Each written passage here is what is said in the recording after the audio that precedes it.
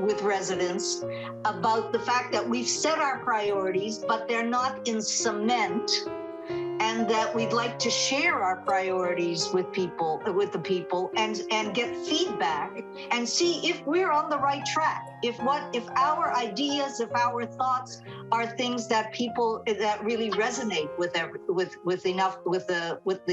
public. Right. Okay. Let's tack this on as part of the discussion of the. That's kind of where I was going out there. Yeah. Okay. Yeah. So I think there's an opportunity we can talk about this as part of the priority setting discussion at the end of at tonight's meeting. I don't have any other items of announcement or correspondence. Chair Stamper, the next item would be public comments. At this time, we don't have anybody raising their hands. Any public comments, anyone?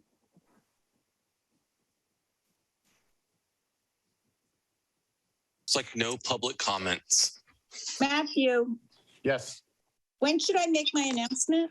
Oh, good. Thank you for reminding me. I did have a conversation with Commissioner Black, and she had an announcement she wanted to share. Go ahead. Hi, everyone. Glad you're here. Good to see your faces, even if you're on Zoom. So today, I don't know who gets the Half Moon Bay review, but I was, deeply moved and saddened that my friend John Cobleson passed away on the 20th. And oh, really? Yes. And, he was friends of the Parks and Rec. Right. And, he showed up. He showed up at meetings that we had in my early days. We met at the library, and it was so nice, because he knew information and this, that, and the other thing. But there was something about him that was pretty neat, and just a real nice person. There's a wonderful article about him, and the one thing because he was a swimmer and he was big on swimming. He started the program at Half Moon Bay High School, and also Petit Baleine was his business. Right. And the interesting thing, he put a pool in his backyard so kids could swim. And that's the kind of thing that touches my heart. Anyway, in honor of his passing and recognition for who he was as a member of the city of Half Moon Bay, I'd like to propose closing the meeting in his honor, if that's okay with everyone else. Later. Absolutely. Hillary? Yes. Yep. That sounds Great. Thank you. Okay. Moving on to our staff informational reports, I will give a brief update on city council meetings since our last meeting. And I'll focus on items, obviously, that are directly related to this group. In February, both at February 1st and February 15th, the electrification ordinance was approved. And so that is in effect. And certainly if you are interested in more details, I'm happy to send you some information on that. It does have impacts on the city and the community. And I think is just a start towards what we're looking to do in the future. At the February 15th meeting, the council approved or authorized us to submit an application to AARP for the Age-Friendly Cities Initiative.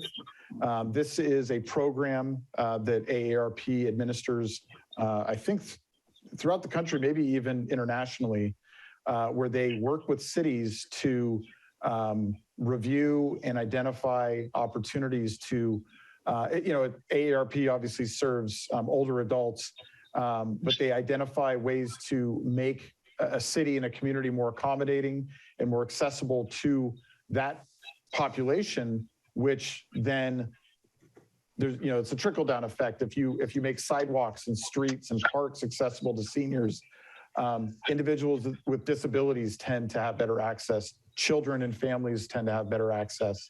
And so it's something that we've been talking about for a while. And the county in the last year decided that they wanted to work on getting all the cities in San Mateo County certified as age-friendly cities. And so we signed up for their first year of the pilot program to work with their consultant. Sandy Winter and Senior Co-Siders have really been the lead. Lisa Lopez, our Administrative Services Director, has been our city lead, and they've done a lot of work over the last year in preparation for submitting the application. That's when the work starts. When the application's accepted, the work starts. And I believe that this commission will play a role in that process as far as communicating with the public and providing feedback. So I think looking forward, we'll definitely have a presentation on this and talk about how this group can play a role in that process. And I think that's very exciting. That is exciting. Let's see. The city recently, last night, the city council authorized the acquisition of several parcels on the Poplar Bluffs, west of Railroad Avenue and north of Poplar Street. This is a project that we've been working on as part of what we call a lot retirement program. We have funding that has to be used for that purpose that came from a development.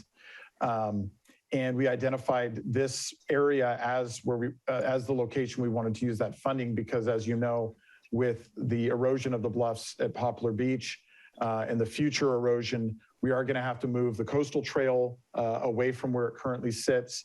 And although we own much of the property between the trail and Railroad Avenue right now, there are many properties out there that are privately owned that we need to have access to complete the trail.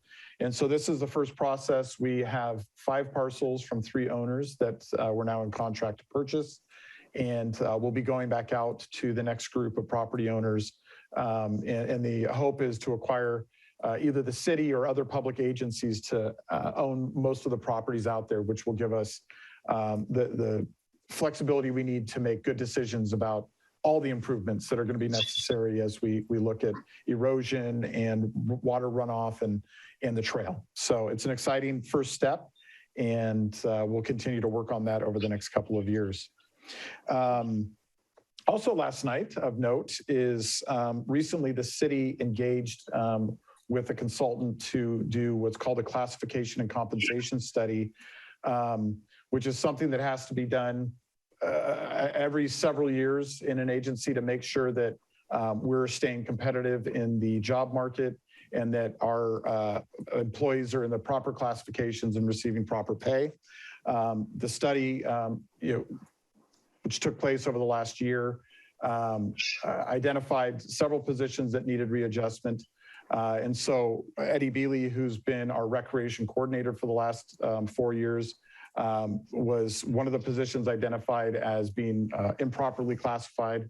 And so he, starting on March 16th, will have the title Recreation Supervisor. And then our recreation leaders were found to be well below the market for those positions. And so those will be brought up.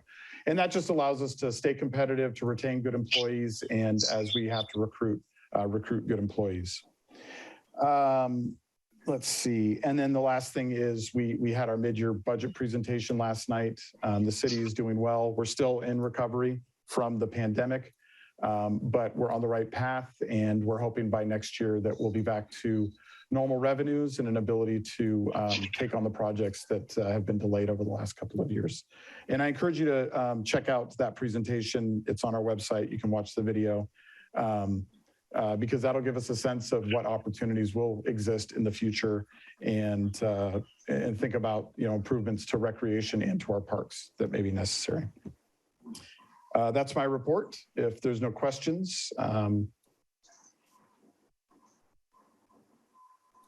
Okay. I'm very excited about the land acquisition. I think it's the Miramar Bridge collapsing is another example of how if our coastal trail is so close to homes and the ocean that then we lose the trail. And so it's really, really important to protect that.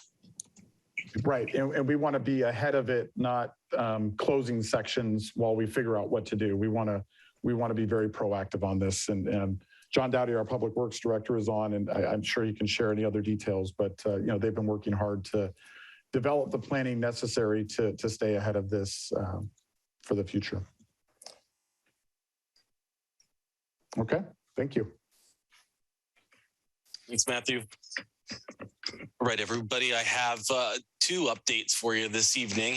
The first one is regarding facility usage. As you may remember, in December, we gave an update letting the commission know that we did finalize our facility usage MOU between the city and the school district and the Boys and Girls Club that would allow the recreation department to utilize the event center and the Cunha Middle School tennis courts for recreation programming. And that was all on a 4-month trial period starting in December. And I just wanted to give you some updates on the numbers that we've seen in regards to participants over there. We only had 2 Sundays available to us in December, and we saw about 28 folks that came for the beginning of our drop-in basketball program. In January, coming off of the holidays with the Omicron surge, the indoor mask mandate still in place, we saw a decrease in the participants to the basketball program over there. So we only had 15 people over 3 Sundays. So there was definitely a decrease there. And last month, middle of February, we did see the indoor mask mandates lifted for vaccinated participants. So we went from 15 in January to 57 last month. So definitely an uptick there. And March is actually our last month for that trial period. So we're excited to see what that participancy rate looks like this month. Again, we were told in the beginning steps of creating this MOU that March was the month where our access time that we had ability to be in the event center would change. So this month we're actually changing from what was 9 a.m. to 1 p.m. to noon to 4 p.m. this month. So we'll definitely give an update at the April meeting to let you know how that all went, how our final numbers looked. And again, this being the end of that trial period, Matthew and I have scheduled a meeting to sit down with the Boys and Girls Club in the school district this month to see what our access looks like moving forward. And we very much are looking forward to staying over there and being able to utilize the facility when it's available to us. And that might just mean an amendment to the current MOU that we have, but that's something that we'll definitely keep the commission updated on. I just wanted to brief you on the numbers that we've seen and hopes that we see more uptick this month. My second update is regarding staffing. So in January, you might remember, we announced that the Recreation Department completed recruitment for our full-time recreation leader position that was open, and that we had hired Taylor Callan, who is has been a staff here for about 4.5 years. Taylor was one of 2 of the first people that we hired in the Recreation Department in the building attendant position, which he just did an amazing job at. And he had 4 years to see the recreation leader positions and what those responsibilities and duties were. So it was a no-brainer in July when we were approved to bring back that position, to ask Taylor to fill in the interim. So he did that for 6 months. In December, we again completed that recruitment and decided to offer Mr. Callan a position here with the city. Taylor has his Bachelor of Science in biology from Notre Dame, but somehow we lucked out and we got him here in the Recreation Department. And last month, Paulette, some of you and some of the other commissioners asked that we do a formal introduction for Taylor. So we invited him to come here tonight. Taylor. Hello, everyone. Can you hear me? Is my mic good? Okay. It's good to meet you. I've met some of you before. Looking forward to meeting the rest of you. It's been pretty great. Oh, did you have a question? Yeah, well, of course. All right. Now that you're in front of us, let's go. So tell us about yourself, and I'd be interested to know, what attracts you to the recreation field here. A little bit about myself. I grew up in the Bay, just over in San Carlos. So since I was a little kid, I've been coming over to Half Moon Bay on weekends with my mom and checking it all out. I went to Notre Dame, Dana Muir, just in Belmont. Got my biology degree, and then was looking for things that interested me. You know, I looked around for stuff in biology and then just tried to find something that got me motivated. Started working for the city, and yeah, I've been here ever since. And What did you do when you came here as a kid? So one of my mom's friends had horses over near the coast on one of the farms. So we'd come over and feed them in the morning, which as a kid, waking up at about 4 was not fun. But once I got here, you know, I was okay. Yeah. Yeah. And then we'd go to San Benito, get some sandwiches. You know, I have a lot of memories here. Go walk the beach. Yeah. Got a lot of history. And as far as Parks and Rec, I mean, everything. Today, just a couple minutes ago, I got to go in and help the dog training class get set up and meet all the new puppies. And there's everything great about that. Right now, I'm writing the rules for a kickball tournament that hopefully will get going in the next couple months. I've met some of you, Adam. I remember at softball at one point. I get to do a little bit of everything, and that's kind of the best. Great. Yeah. Well, welcome. Thank you. I'll just share in my experience working alongside Taylor the last 4 years. Taylor is very, very strong in customer service.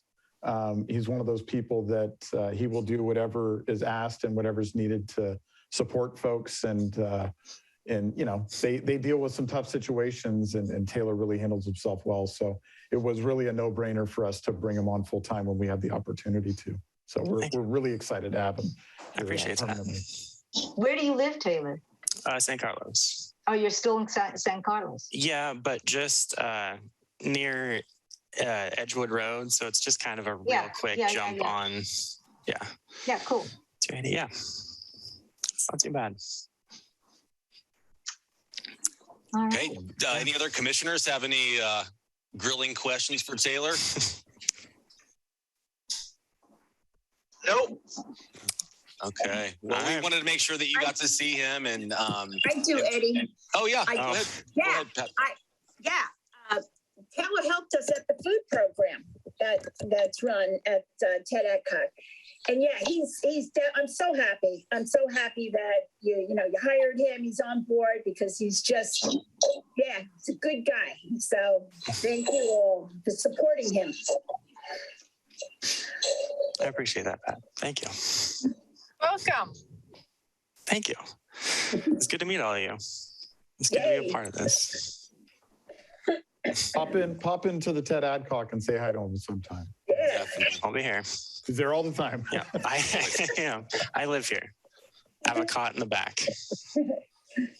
Okay, great. Well, that was the end of my update. Again, I just wanted to do the formal introduction for Taylor and the commission so that you get to see who we work with here and who's getting everything done for us. So thank you, Taylor, for attending tonight. Yeah, anytime. All right. Bye, guys. It's good to meet you. Good to meet you. Taylor.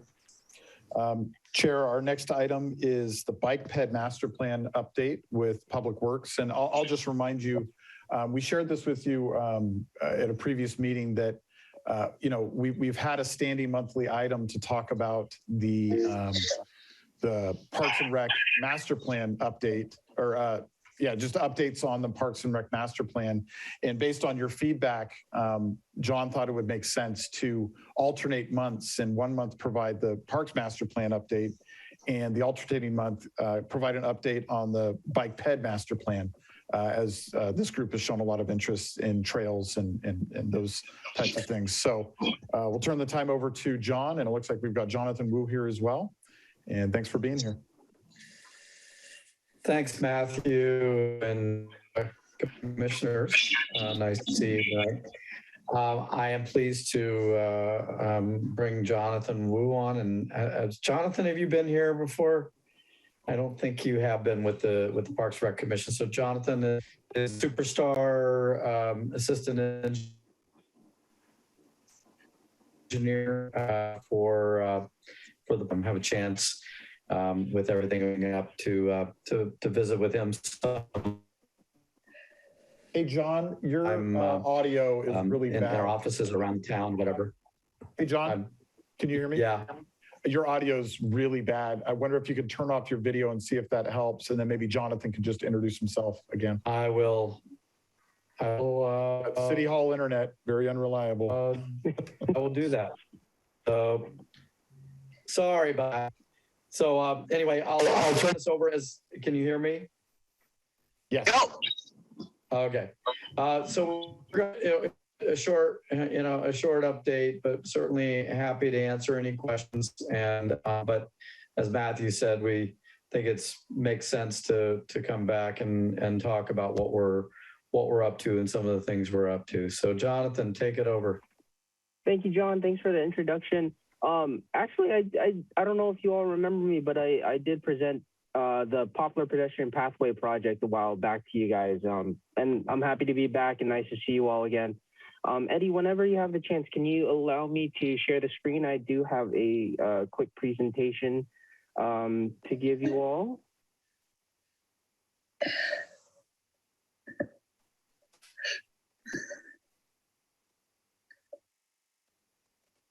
Awesome. Thank you so much. And making sure I'm giving the right one.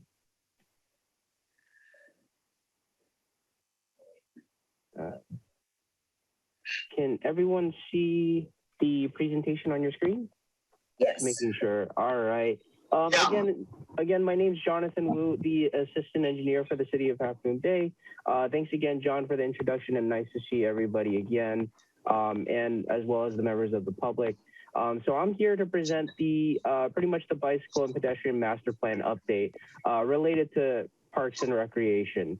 So just a quick overview. I'm going to talk about 3 specific projects. The East Side Parallel Trail North, segment 4, that basically connects from the county all the way down to the existing Class 1 trail. I'm going to also be talking to you about the Poplar Street Traffic Calming and Safety Project.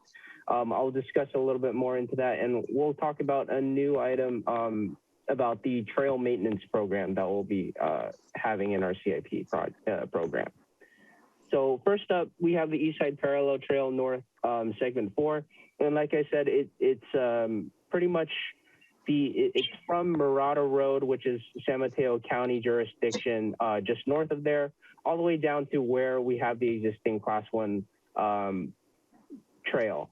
So I wanted to provide an update to you guys and just letting you know that it was a little bit delayed due to the project that the county currently has, and they're also doing part of the pathway to extend it as well. So what we're doing is coordinating with the county of San Mateo to kind of match what they have on their plans.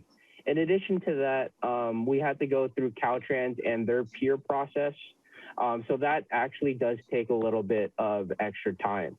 So kind of in all, we're pretty close to going to the Planning Commission on this project, and hopefully we could get there as soon as we possibly can. The next project I wanted to talk to you guys about was the Poplar Street Traffic Calming and Safety Project. And a couple of milestones that we actually just gone through this past month was that we received approval for the coastal development permit from the Planning Commission on February 8th of 2022, just recently. We're currently working on the design, just revising the design based off of the conditions that we received from the Planning Commission, as well as we're talking to some residents along Poplar Street, for us to hear their concerns and their comments about the project design. Kind of like the basis of it, the basic parts of the conditions that we were provided were to incorporate a 6-foot decomposed granite path on the south side of Poplar, as well as a 5-foot concrete sidewalk on the north side of Poplar. And a couple of traffic calming elements. We're going to also include some traffic circles at the intersections of 1st, 2nd, and 3rd, as well as some bulb outs along the entire corridor. And throughout Poplar Street, we're going to also include Class 3 bike lanes, which is pretty much sharrows on the existing pavement. And the next project I wanted to talk about was, or not necessarily a project, but more so of a program, is for trail maintenance. Specifically, we wanted to talk about the coastal trail near Poplar Street. Around there, there's a lot of longitudinal cracking. So that's desperately in need of rehabilitation or resurfacing, as well as we have an area near the Ritz-Carlton at Ocean Colony located over there. You can kind of see towards the top of your screen that there's a lot of cracked sidewalk. So that's desperately also in need of repair. And as you can look towards the bottom right of your screen, we have a couple of pictures. This is a location near the Wave Crest Bridge, pretty much close to where Ocean Colony is on the northern side of it. And this location specifically, there's a lot of ADA concerns. So definitely this is a project in need. And you know, it was a really quick presentation, which I enjoyed talking to you guys about, but I'm happy to answer some questions if you have any. On your screen, I provided John Dowdy's contact information, Maz Borzaginia's, who's the city engineer, his information, as well as my information. And actually, I'm sorry, I didn't realize that I copied Maz's email on my information there. So that's my apologies. And my email is jwooo, JWOO at hmbcity.com. So first letter of my first name and then my last name. So again, I'm happy to answer any questions if anybody has it. Hey, Jonathan, what have we done with the, you know, there was definitely some, let's just call it pushback from the neighbors on Poplar Street about the trails and the things going down there. Have we been able to get through most of that, or are we just forging forward regardless, kind of? That's a great question. So I'm assuming you're talking about like the Poplar Street, the project itself along the project corridor. Is that correct? Yeah. Yeah. So we did. The awesome part about that is we did a whole bunch of outreach. We went to, dating back to 2018 or 2017, a few years ago, this project kind of started up and going and did a whole bunch of outreach, like CPAC. We went to I can't remember off the top of my head, but I know I had it on a presentation beforehand. But we did a whole bunch of outreach, so we got a lot of awesome comments from there. And, at the Planning Commission, and we went to also 2 Planning Commission meetings. The first one was in December. Our project got continued to a later date on the 8th of February, which is where it got approved. And additionally, we received a lot of great feedback, and we try to incorporate it as best as possible into the project plans. And I'm not too sure if I mentioned it earlier, but we're currently talking with residents along Poplar Street that have any concerns or comments or questions about the project design. And we're happy to talk to them in person, pretty much where they live, just to discuss those concerns. So let me just jump in. What I'm pleased to say is that I think we reached general concurrence among the residents and among the folks involved as part of this. The last meeting and approval of the coastal development permit was a positive step, and the Planning Commission imposed to reflect community interest and community requests, and we're accommodating those. So I think this is one of those projects in which Nextdoor has played a far more disappointing position on this, basically indicating that there was a lot of issues and concerns about it when there weren't as many issues and concerns about it. That's my commentary on Nextdoor. But that being said, there were some issues, concerns that were raised, and I think we've accommodated those and are working toward that. The City Council also their last meeting, not last night, but the prior meeting, authorized staff to proceed to let folks know that we were going to, or at least partial repayment for the deferred improvements. And I think that was a major policy decision as well. We have 82 deferred street improvement agreements throughout the city. There were 20 along Poplar Street. If times 282 times X dollars, you can come up with an idea of how much money that reflects in terms of costs that would have to be absorbed by the public and as a whole. So I think that also is a major step forward. And also there was acknowledgement that we needed to protect and maintain the $1.2 million grant that we have sharing that. So I'm pleased with where we landed. And Moz is, and I know Jonathan is, and I think the commission was pleased as well in the end. Excellent. Jonathan, can I ask you a question? I'm sorry if you said it and I didn't hear it, but how was this presented to BPAC in terms of identifying these particular trails that need work? Were they supposed to provide their own information to you? I mean, how did this work? So, Commissioner, the BPAC is scheduled to look at the CIP related projects tomorrow night, actually. So that's already scheduled. We'll be looking at a similar presentation, but a more involved presentation. This was just a piece of the package that we're bringing forward. So I just want to be clear. Okay. This is a piece of the package. There's work that we're doing. There's a whole downtown project.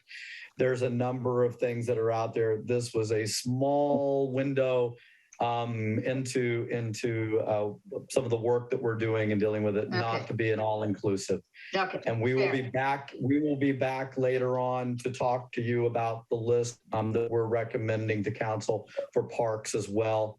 And we'll give you a little more of a preview about the entirety of the trails and paths.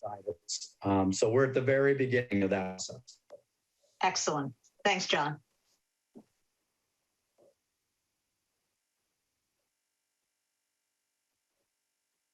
Okay, I think we're ready for our update from the Friends of Half Moon Bay Parks and Recreation. We have Maria Burns here tonight with us. Maria, you here?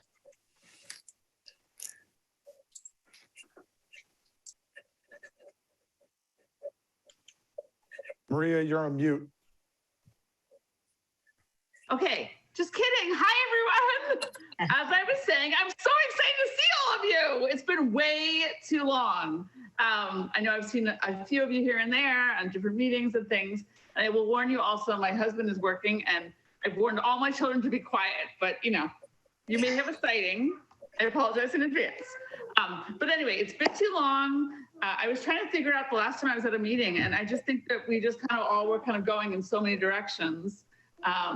It's been a number of months. But anyway, just to update you guys on a few things from Friends. It's not really a good update. I know a lot of you knew that John Colbison, he passed away 2 weeks ago now. But that was really hard for our organization. It's really been hard for us as a group. If you guys have been on the meetings, you've heard it. A lot of board members are really struggling right now with it because he was one of our founders. You know, he had dreams for a lot of things. Now we're talking about like priorities on what can we do that he really, really wanted to have done, which of course we all know is the pool. That was his dream. So we talk about that a lot as a board right now. As we're trying to, you know, regroup,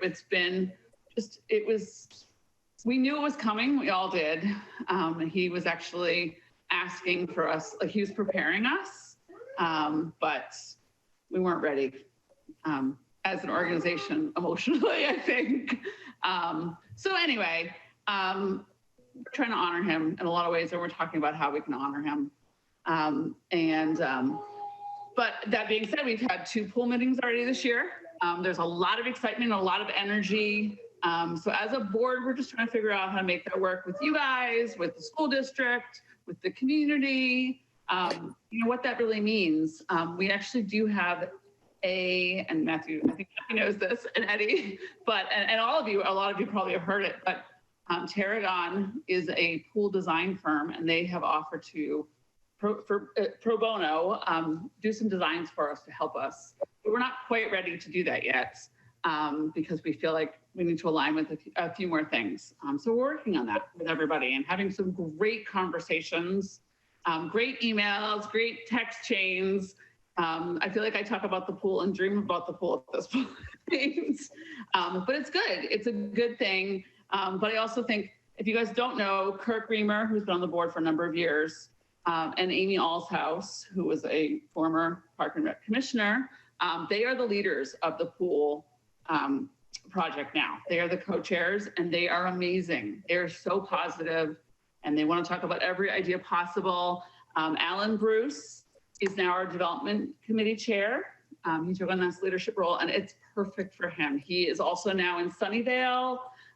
He moved to their Park and Rec department. He's working on getting as an intern, which we want to talk about, Matthew, when we have a chance to sit and chat, how that might work with you guys too, because we're looking for a summer intern, but it would probably be way too many hours for us. So we want to talk about all those kind of fun things with you guys and how we might build a partner there.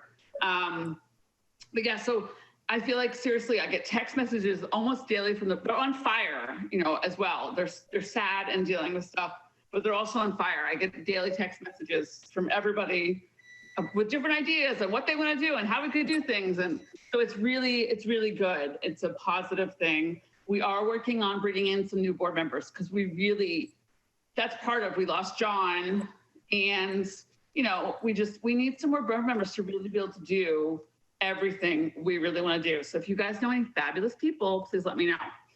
We do have 3 or 4 people right now that are thinking about coming onto the board that are a variety of people from a variety of areas in the community, and it would be really fantastic to have all of them. We're really excited. So if you come to the next couple of meetings, you'll start to see some new faces, hopefully. And I already said that we need to catch up. Matthew and Eddie and I need to catch up. We are doing a new letter writing campaign for membership. So you might see something in your mailbox at some point. If you do, please feel free to become a member at $25. And the last thing I just want to mention is the Scouts that is going to do the donor wall at Frenchman's Creek is still on board. I talked to him. His plan is now to come in April. He had COVID. A bunch of his group had COVID, I think. So everything kind of slowed down because of that. But he's still on board. He's just waiting for final approval from the Scouts. And then he'll bring it to our group and then to you guys, to the city for final approval on a plan. And then we'll go from there. So those are my relatively quick updates. I guess it wasn't that quick. Happy to take questions if anyone has any. If not, I look forward to seeing you at our next meeting. And I miss you guys. It's good to see all your faces. And I'm going to stop by and visit just because I miss you. Maria, I'm just wondering if you have, when was your last meeting? The pool meeting? Our last pool meeting was in February. Oh, I think I was at that one. I think you were. We have not scheduled our next one because we feel like we just need to align a few things before. The community is really excited, and we have great coming in. And it's good. Okay, but Maria, the reality is there were like 6 people at the meeting, the last meeting I was at. There were more people, in terms of board members and the design team and things like that. But from the public, there were like 6 people there. What is the reality of this project in terms of the real? I love your energy, absolutely love it, and I wish I could take that energy and apply it to some of the things that we're really trying to work on here. Yeah. But the reality is that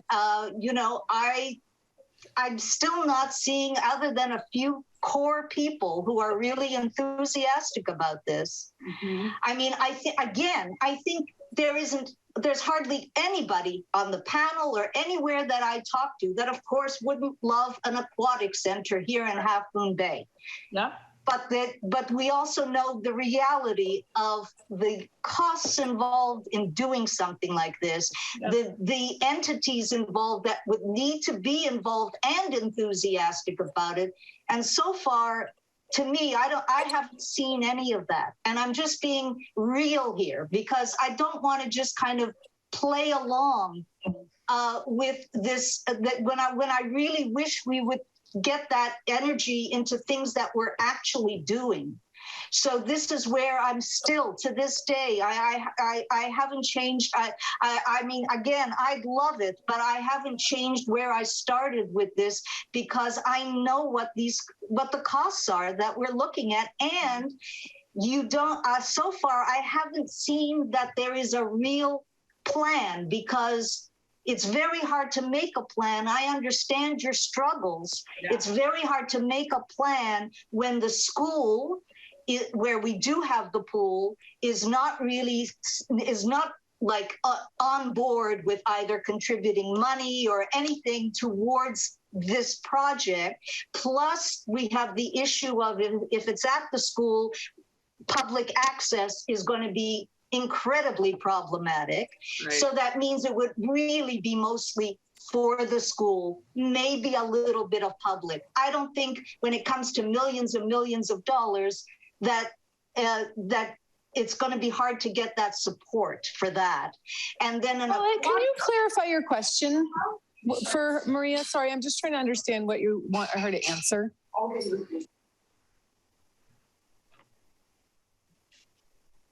I think that it's important for the Parks and Recreation Commission to be aware of what is actually going on at these friends of Parks and Rec.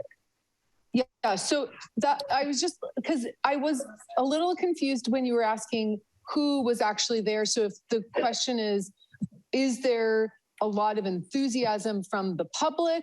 Is there a lot of enthusiasm from people within Friends of Parks and Rec? And so just to get a sense of, is the question, do we think that the public is like engaged? Or I think all the points that you're making are legit points. I want to understand what we're asking Maria to do here, because some of these things should probably come up in the priority setting. And that's like, so just getting clarity on what we need from Maria would be helpful to me to understand. Thank you. All right. Sorry if I'm making comments that are not being obviously well received, but that's okay. It's not a commentary on your comments. It's just you asked a question, and I wasn't sure if I understood it correctly. My question was, I thought that there had been another meeting since the meeting that I attended in February. And I was wondering if they had gotten more people, because the two meetings I had attended had very few people from the public. And the whole idea is they're trying to get direction of how to even approach this project. And so they're trying to get feedback from the public, but there isn't a lot of public who's showing up. So, you know, it's like, where are you going to go with this in order to get either more people on board or think about helping Parks and Rec Commission, accomplish some of the goals that some of the priorities that we have set from last year and will be setting this year. That is there. I got something to say real quick. So at the gym that I go to, I talk to a lot of people from town, and I let them know what we got going on in our agenda and what we want to see coming up, in our community. And I let them know about the community pool. And a lot of Oh, so you muted yourself, Luis. Luis, yeah, sorry. muted. Yeah, I apologize. My bad. So I talked to them about what we got going on for the community, and I told them about the pool. And a lot of them are like, they look at me shocked, like, what? We're going to get a community pool? And I'm like, well, that's something we're trying to get, we're in talks about, and we're trying to work on that. But they seem like they don't know what's going on. So I feel like maybe we need to get that information out to the public so that way we can get more feedback from them. I think we got to do a better job at informing the public on what's going on. I can definitely step in and help out with the Latino community. And I can talk with Joaquin about that to get that information out. But I think we need to do a better job of honestly getting that information out to the public and the community. Louise, I love what you just said. I love it. Well, one of the things we would have to decide is if that's a priority for us. It has not been, and that's one of the reasons that has not happened. Absolutely, I agree with you. But like I said, a lot of them, when I tell them that, they're like, "What?" Like they're all in for it. They love it. Exactly, I love it too. So I'm with you. So I think we got to make that a priority as well. I'm with Maria. Maria, I'm all for it. If there's anything that I could do to help out, let me know. I mean, I got a lot on my plate, but I'm pretty sure I can, I'm here for a reason. I can help out in any way. Well, and I will, just to go back to answer your question, Paulette, like we're trying to figure it out. Like there is, so I wasn't actually at the February meeting. I had to travel unexpectedly at the last second. But like I will say, I am getting a lot of people sending in messages. I'm actually working on still compiling all the messages. Like the Mavericks team coach got involved, sort of sending messages privately. Like a lot of people. So not everyone has been able to come to these Zoom calls, but every meeting we're getting more and more. But yes, we can do a better job.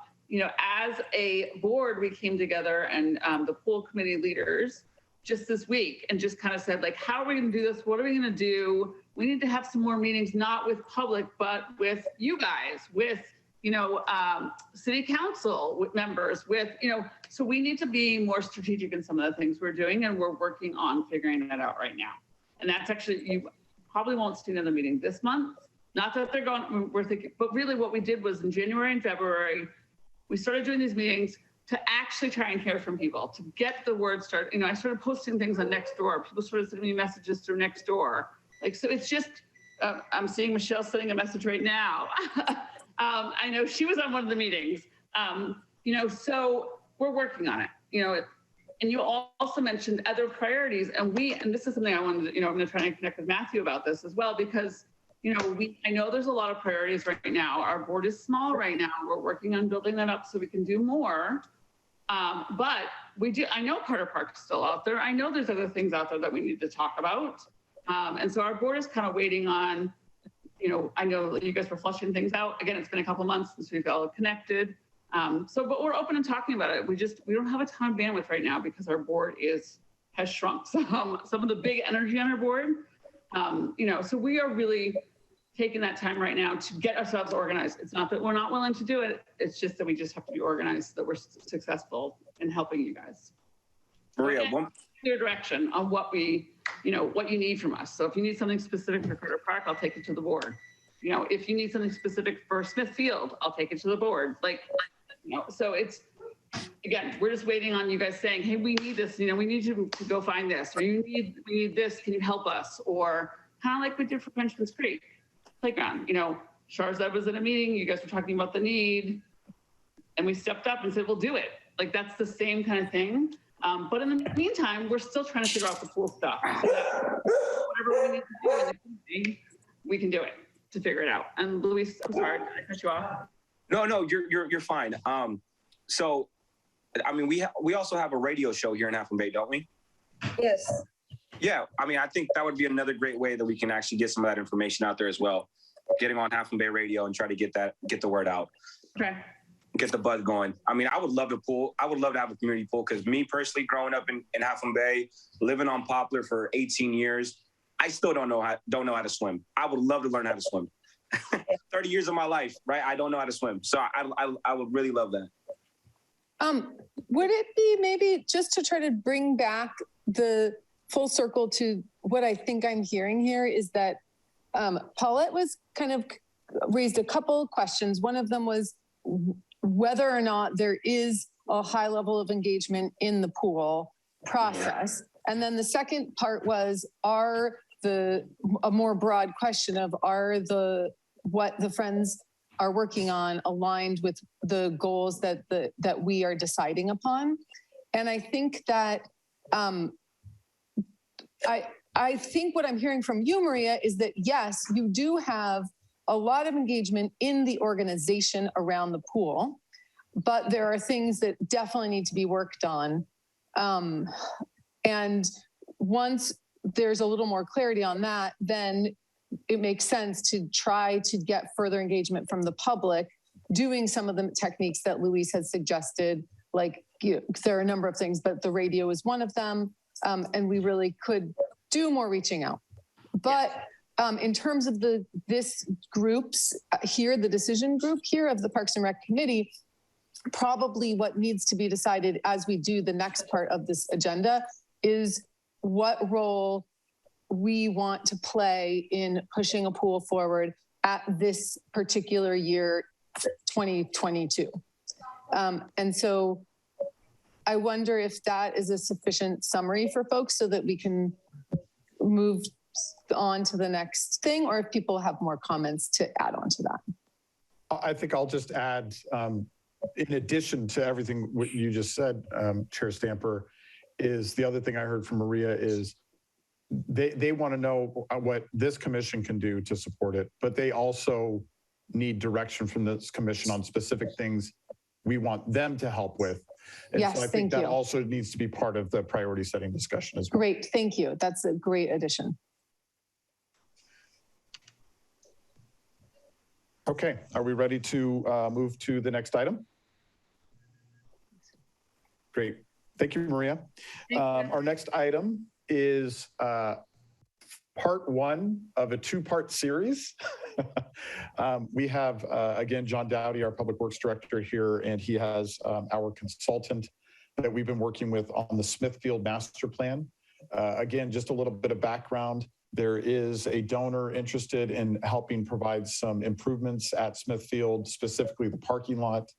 And before taking on, that's a pretty major project, before taking that on, the city felt it would be necessary to do something we've been planning to do for a long time, which is a master plan of Smithfield, where we take the time to engage the public, we do our studies, and we really figure out what the future of Smithfield looks like. John is the project manager on this.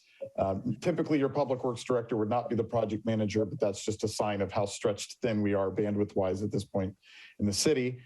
He also loves baseball and Little League, so I think this is a labor of love for him most of the time. And so tonight, he's going to be working with you all to talk about some high-level issues. And then our plan is to have them come back at the second meeting of this month, or our March meeting, which would be March 23rd, to do an actual study session or a workshop. And for that, we will do very targeted outreach to all the stakeholders. I expect it to be a very large meeting with lots of attendance and very, very focused on Smithfield. And the purpose of tonight is to talk about some high-level issues that will set the context for that meeting. John, I hope I did that justice. And at this point, I'll turn that time over to you. You did great. And Eddie, can you bring Gates? That's Melanie over there, is the Gates individual there. So as Matthew indicated, this is kind of part one of three parts. So we wanted to and just give you a little bit of information about what we have gathered and sort of where we're heading. We're looking to come back later in the month with a more robust conversation about your vision for Smithfield. And then we're looking to come back in April, May to, in essence, finalize sort of master plan with some alternatives and move it forward. So I know my internet is key, so I pass this along and introduce you to Melanie Reynolds with Gates Associates, and she's going to take you through a brief presentation. And at the end, we're going to ask you a few sort of our policy questions just to think about it. But again, we're not trying to the point of absolute designs tonight, just reporting back information that we've received and looking forward a little bit as well. So take it over, Melanie. Thank you, John. And thank you, Matthew, for the awesome introduction. So I'll just kind of get into the meat of the presentation. But I am Melanie Reynolds. I'm with Gates and Associates. I'm a landscape architect and I'm the project manager. I've been with Gates and Associates for almost 18 years. And the bulk of my work is in master planning for public agencies, cities, and districts, and then also park design. So this is what I love to do, and seeing the, planning for the future of how people are going to get outside, especially, in kind of COVID times is extra fun these days and extra meaningful. So, okay, so who we are, I told you who we are, Gates and Associates, we're landscape architects and planners. If you didn't know, what is a park master plan? So basically it's just a strategic document that we study the existing park site, and then we set forth a framework or a plan for the future, whether it's phased or, kind of all done at once, really depends on the project and the scope. The site, so we're talking about Smith Field. You guys, I think, are all pretty familiar with this. It's just west of Highway 1 and downtown. It's where there are, Little League plays, there's a dog park, and your horseshoe group. It's at the end of Wavecrest, and it's surrounded by Wavecrest open space. So efforts to date, we have done a pretty robust round one, is what we kind of call it, community engagement, and then also a site assessment where we take a look at, like I said, what's out there and kind of figure out what can be done or where our opportunities and constraints are. So for the site assessment, we did that in December. We completed that in December of 2021. I have an error there, my apologies. As you can see from this map, we put together a large portion of the undeveloped space is impacted by wetlands. So that's everywhere in the blue, all surrounded by this kind of black line and this blue color. That means it can't be undeveloped and we have to stay out of that.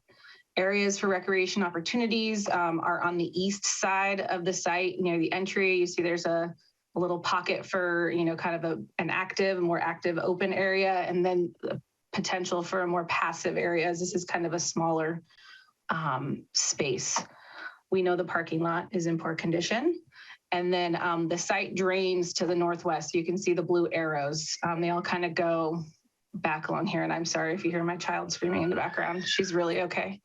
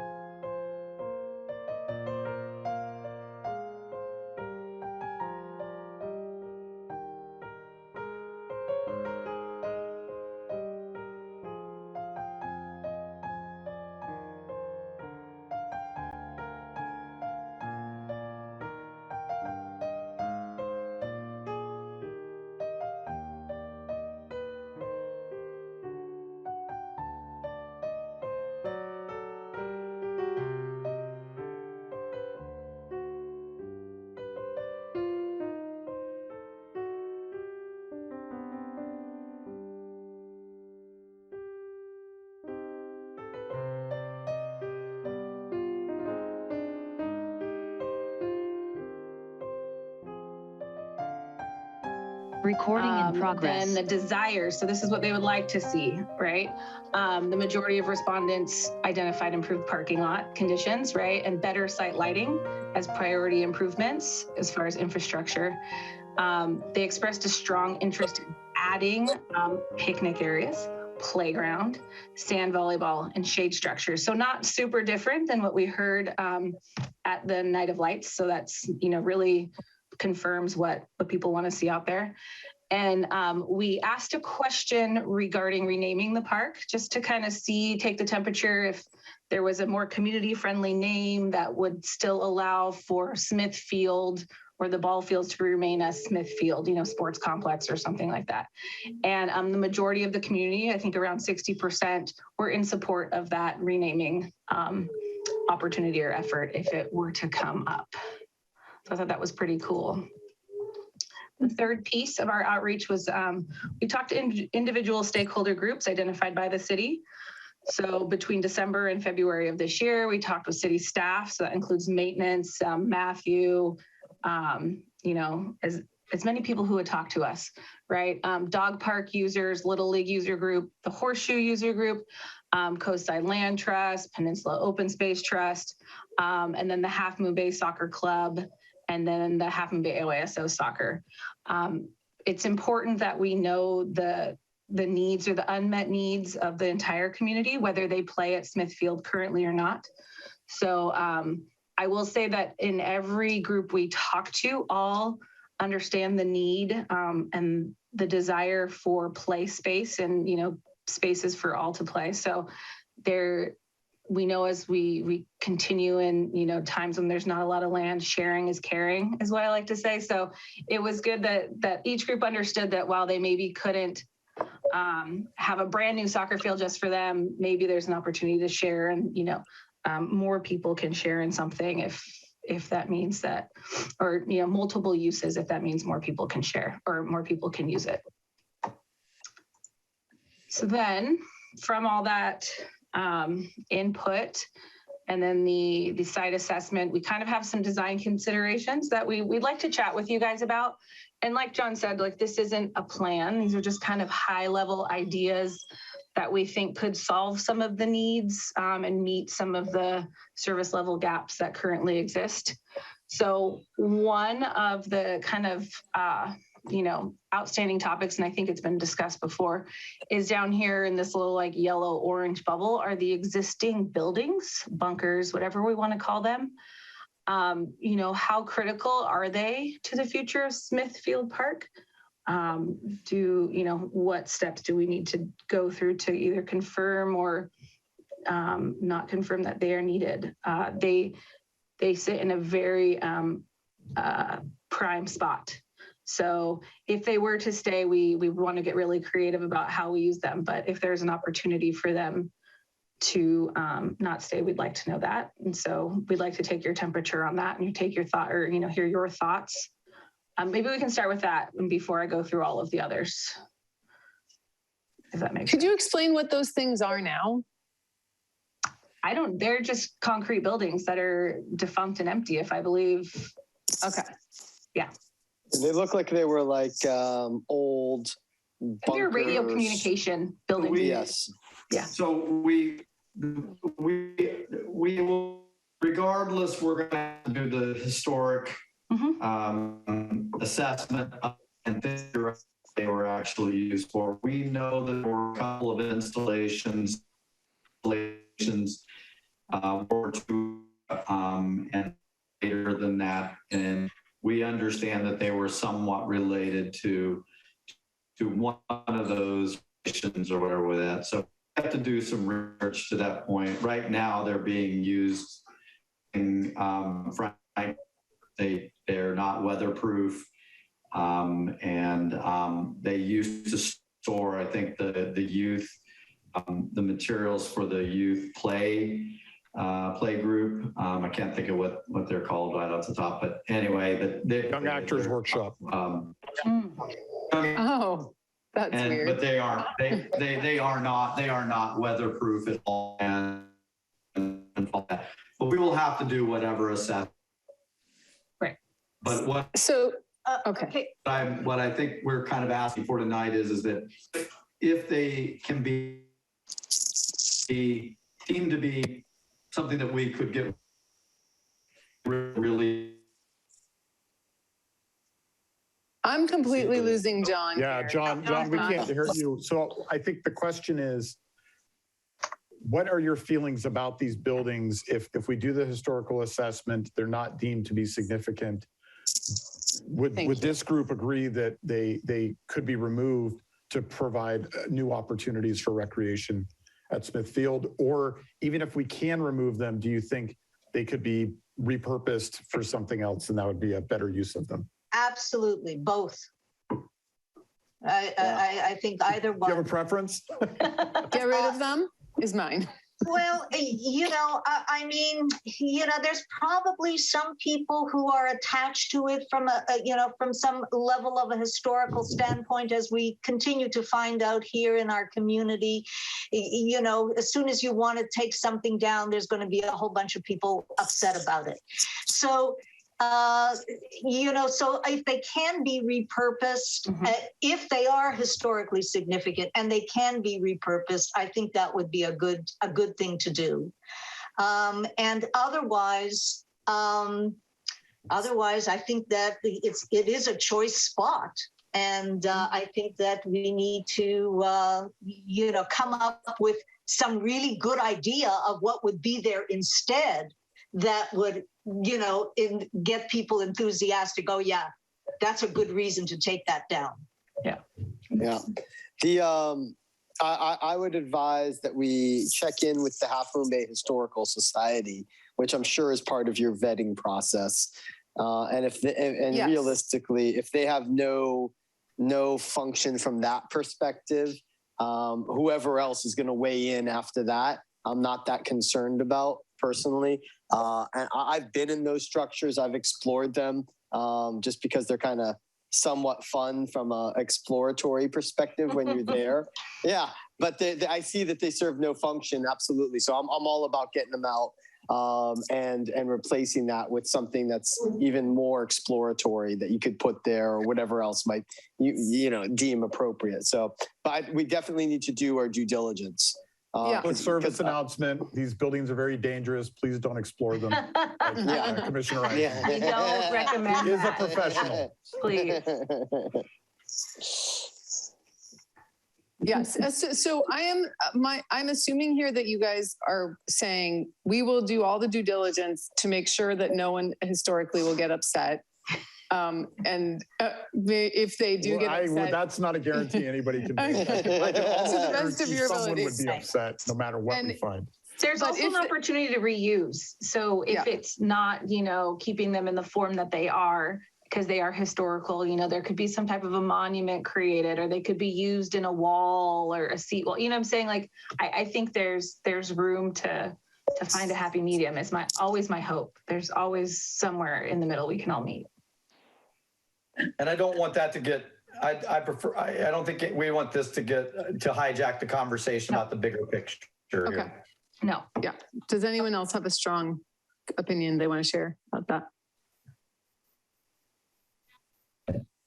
All right. So then the next thing, I kind of prefaced this a little earlier, is, multi-use and joint use is kind of the name of the game as we proceed in these times. So we're kind of looking for your input and feelings on, so in the green I show here could be a multi-use soccer field, ball field, possibly. Field 3 is the rec field, softball field. So that's largely used only by the city. Anyway, it's not used by Smith Little League. And then the other idea, another thought is that field 4 is not well used. I think because of just size and its condition. So if field 4 was made more usable for the Little League and could have a movable fence so that they could, have some flexibility on who plays there. Field 5, that area could possibly open up and be something else, whether it be a larger dog park, or maybe that's the amenity zone where there's a play structure. I mean, like I said, there's a lot of opportunities. Storage is a big need out here. So those are the kind of things we're thinking about. And we'd love your input on how that feels, or if you have another idea, I mean, just based on what you're seeing here. Would anyone like to go first? Melanie, I just want to ask you about, it's interesting when people put down larger dog park. Yeah. The question is, do they want the dog park to be bigger, or do they want a larger dog because right now this is servicing small dogs. The dog park we have at Smithfield is basically a park for small dogs. This would be a second park. So there'd be a small dog park and a large dog park. Right. Okay. So that's what we're saying. We would, whether or not it stays in this configuration, I can't tell you that. Okay. But if Field 5, you know, if that space opened up, we could create more space for, and, you know, So, meet the dog. Melanie, can you go to the slide that shows the constraint? Can you show the constraints side of this deal? I think it's important to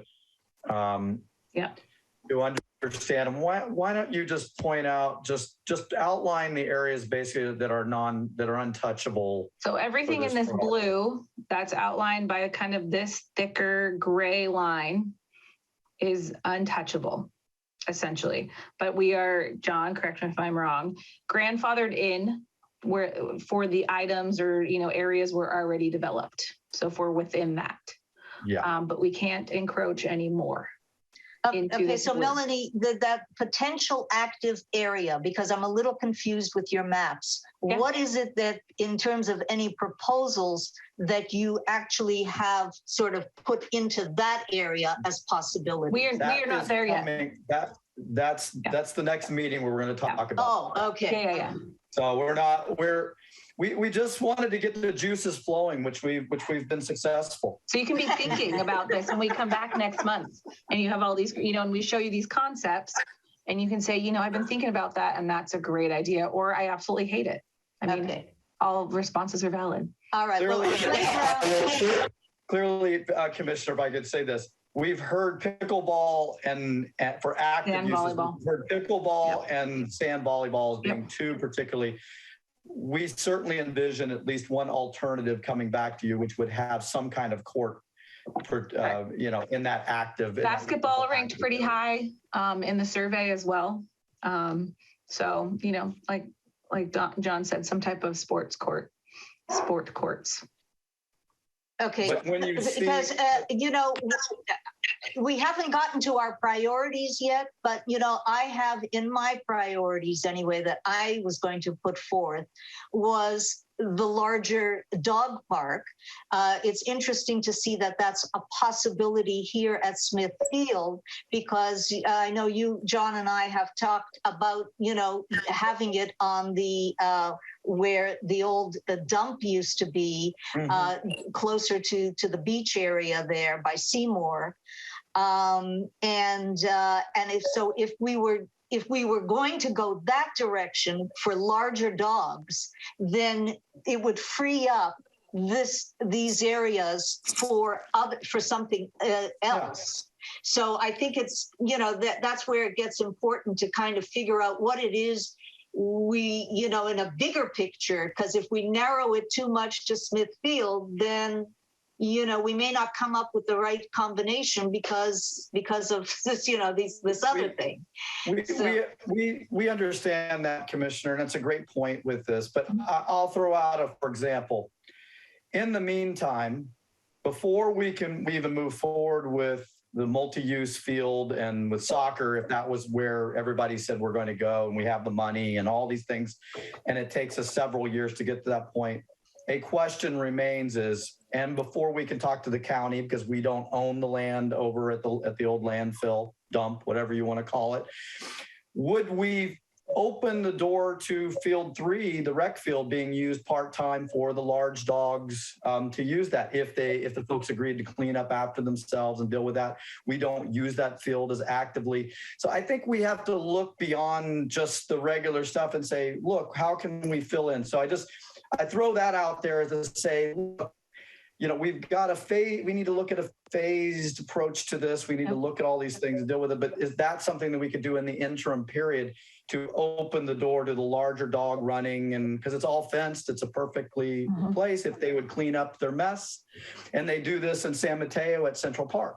They allow the dogs on there. And I'm sure you've been to other beaches. Avila Beach allows the dogs in the morning and allow them in the evening when people come home from work to be able to walk on the beach, but they don't allow them during the day, the normal day, daylight hours. So this is not new stuff. And that's kind of, this was just a kick into thoughts of, how do we do some of these things operationally, ultimately, and physically? What do we do?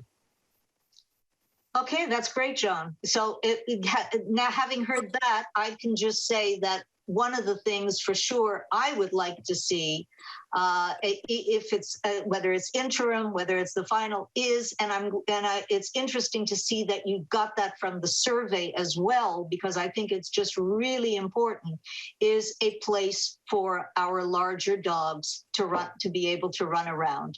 Because even though some people let their dogs loose on Poplar Beach, the reality is that from our regulation standpoint, there's really no place to take a large dog in Half Moon Bay area except on a leash. And even if you have them on a leash, there's a lot of places you just can't take your dog, period. Mm-hmm. So it's very restrictive for anybody who has a larger dog. And we need an outlet. We need that. Agree. And as you saw, I'm sure a lot of you followed the saga recently, the county was attempting to create some off-leash dog areas, and that was a really ugly process, and they had to scale back, and Quarry Park is the only place they're going to offer it. So, yeah. Didn't know that. So I know, I know you guys have you have a lot of items to get to your priority setting, and we will be back, and I don't want to shut down the conversation, but I do want to say we'll be back, and I think we got some really good input tonight on this. And really our purpose tonight was to start a little bit of a conversation, let you know that we've been working on this, and introduce you to Melanie officially from that perspective, and tell you that this is moving forward, and ultimately, hopefully, to let the stakeholders know as well as the donor that this isn't languishing, it is moving forward, and hopefully we can work our way to that point. So again, I don't want to foreclose on the process at all, but I know you have other items to get to tonight, and we don't want to steal your time entirely. It looks great, John. I'm very excited about it. And I think the initial start looks really good. Soccer fields, recreational field is that we have not so many of them in Half Moon Bay, especially with grass anymore. And so I think it would be nice if there were more sharing of that space, so it weren't quite so dominated by just baseball, and became more of a place that people interested in all different kinds of activities could partake. So I like the direction that's going, and I like from horseshoe to dogs to rec field to baseball. Suddenly it's a much more dynamic, special location. It's a true community park, right? Which yes, is what it's your only community park, if I am not speaking out of turn. So that's awesome. It's certainly reaching multi-generational levels too, which I think. Yeah. So I think these are going to be fantastic and very fundamentally transformational for this space. And I'm so excited. Okay. So nice work. Very good. Thank you all. We'll be back. Great. So as I mentioned, this will be an item scheduled for your next agenda on March 23rd. And we'll do some extensive outreach to make sure all the stakeholders are aware of it. And we hope to gather quite a bit of public feedback and have a good, robust discussion at that meeting. Thanks, John. And thanks, Melanie. Melody's been great to work with, and exciting project. Yeah. Okay, our next item is the 2022 commission calendar. Eddie, do we have something to share visually, or do we just want to talk through the dates? Oh, here we go. Yeah. That's right. Go. So this is our schedule for meetings for the calendar year. A couple things to notice on here. There's not a July meeting. Historically, that meeting has been canceled. Again, this is all open for discussion. You'll notice the asterisk next to the December meeting. the November meeting, the December meeting all fall close to Thanksgiving and Christmas. So what we've done in the past is just kind of combine those two meetings to an early Wednesday in December, which again is open for discussion. But we just thought we'd go ahead and display the dates as they are right now and see what the commissioners have to say.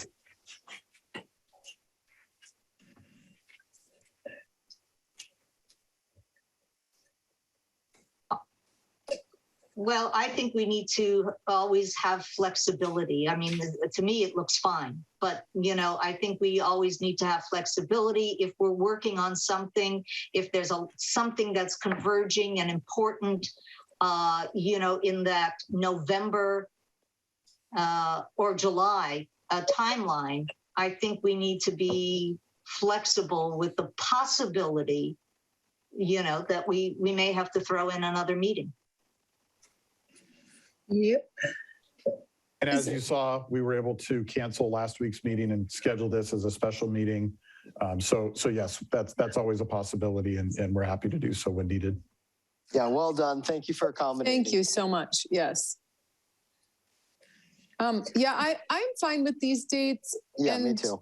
With the idea of just staying open to the possibility of flexibility. And I also just want to highlight that the committee meetings too, hopefully will be able to help push items forward when they're gaining momentum. Oh, great. So we'll go ahead and keep these dates as our Recreation Commission dates and open to being flexible. I think we do need to actually officially adopt the calendar. Yeah, I was just going to ask, does anyone need to object to any of the dates? And then I want to ask about May 25th. I have no idea. I don't have a calendar in front of me, but when's the memorial? You know, when is that happening? Good point. Good point. So May 25th. Yeah, I mean, it's a Memorial Wednesday, Day is the following Monday. So okay. It's before Memorial Day weekend. Okay. Yeah. April 27th is the only one I might not be able to make because that's my wedding anniversary. I'm not sure. I'm not sure if the 25th is mine. Oh, hey. So that's going to be a tough one for me. But if anything, I could always celebrate a date earlier, if anything. It's a Wednesday. Don't you want to celebrate it on the weekend? That's what I was thinking. So I'll have to run it by with the wife. Yeah, okay. Smart. The true commissioner. Happy wife, happy life, right? Absolutely.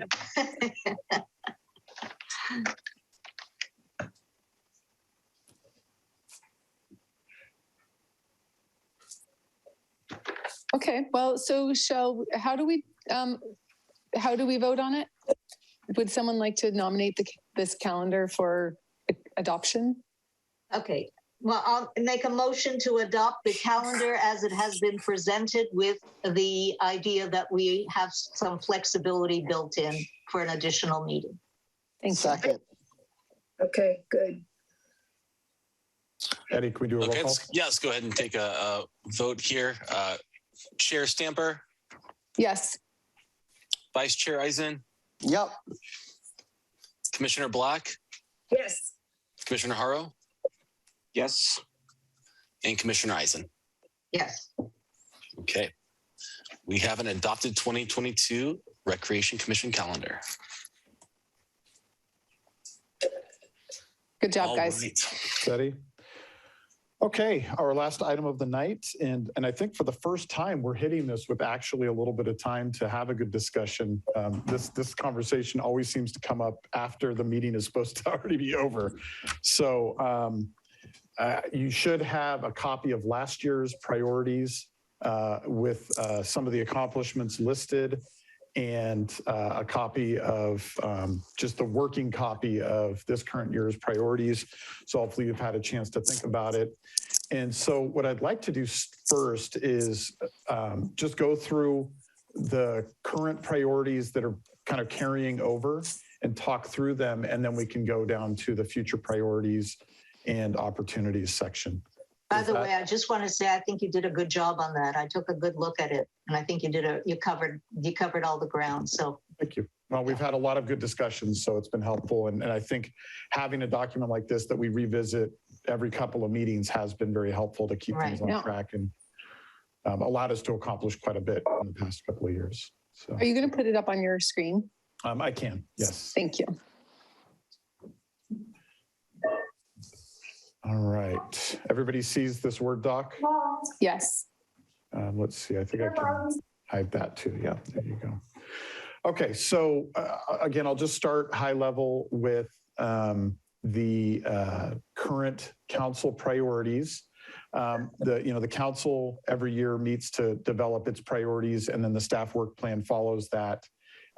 In this past year, the council was really clear that this was a 2-year work plan with details for the full 2 years. We'll be at the meeting, the priority setting meeting on March 22nd, talking about some of the accomplishments and our recommendations for revising that work plan, and then they'll insert additional items into that work plan. There's no guarantee that these will remain their priorities, even though that is the plan. Things may have changed. And so until that meeting's complete, we won't be sure exactly where the council's focus will shift to. I'll also remind you that the council priorities obviously take a lot of time and energy for staff and resources from our budget. But these priorities fall on top of the day-to-day work that our staff does. And so the bigger the priorities, the more our bandwidth gets spread thin. And so part of the reason we have the process we have is to keep a strong focus on what the city wants to accomplish so that we can make accomplishments and make progress towards these goals. So again, affordable housing has been a top priority for many years. Public health, safety, and emergency preparation. A lot of that has been focused on COVID the last couple of years. We're excited to see a work plan that focuses back into things like working with law enforcement to improve relationships with the community. We've made a lot of progress there. Some really exciting programs happening. And then finalizing a lot of work that we've been doing on our emergency preparedness planning. Community climate resilience and sustainability is work that John from Public Works and his team spend a lot of time on. And that will continue, I'm sure, into the future. Economic recovery and development. We've just finished a report that will be released in the next couple of weeks on the Coastside Recovery Initiative. And our hope is to be able to expend some resources towards implementing those recommendations and goals to really reshape our economy and help the community fully recover from the pandemic. Redistricting, as we mentioned earlier, is a really important topic.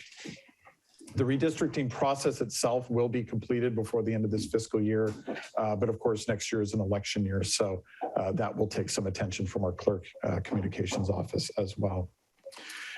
As far as our commission priorities, based on our previous discussions on this and just from a staff perspective, what needs to remain, Carter Park funding and development is obviously a top priority.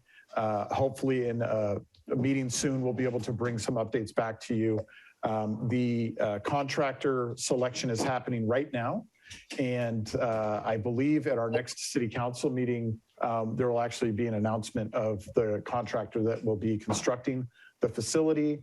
We're starting to nail down specifically the budget based on what we're seeing from those proposals and working with our consultants. So there will be a funding gap between what is going to be needed to finish building the facility and what we're receiving from the state. We expect some of that funding gap will be filled with general fund dollars, and some of it will need to be filled with fundraising. And of course, that's where we're hoping for help from the Friends, from the Chamber of Commerce, from our performing arts groups.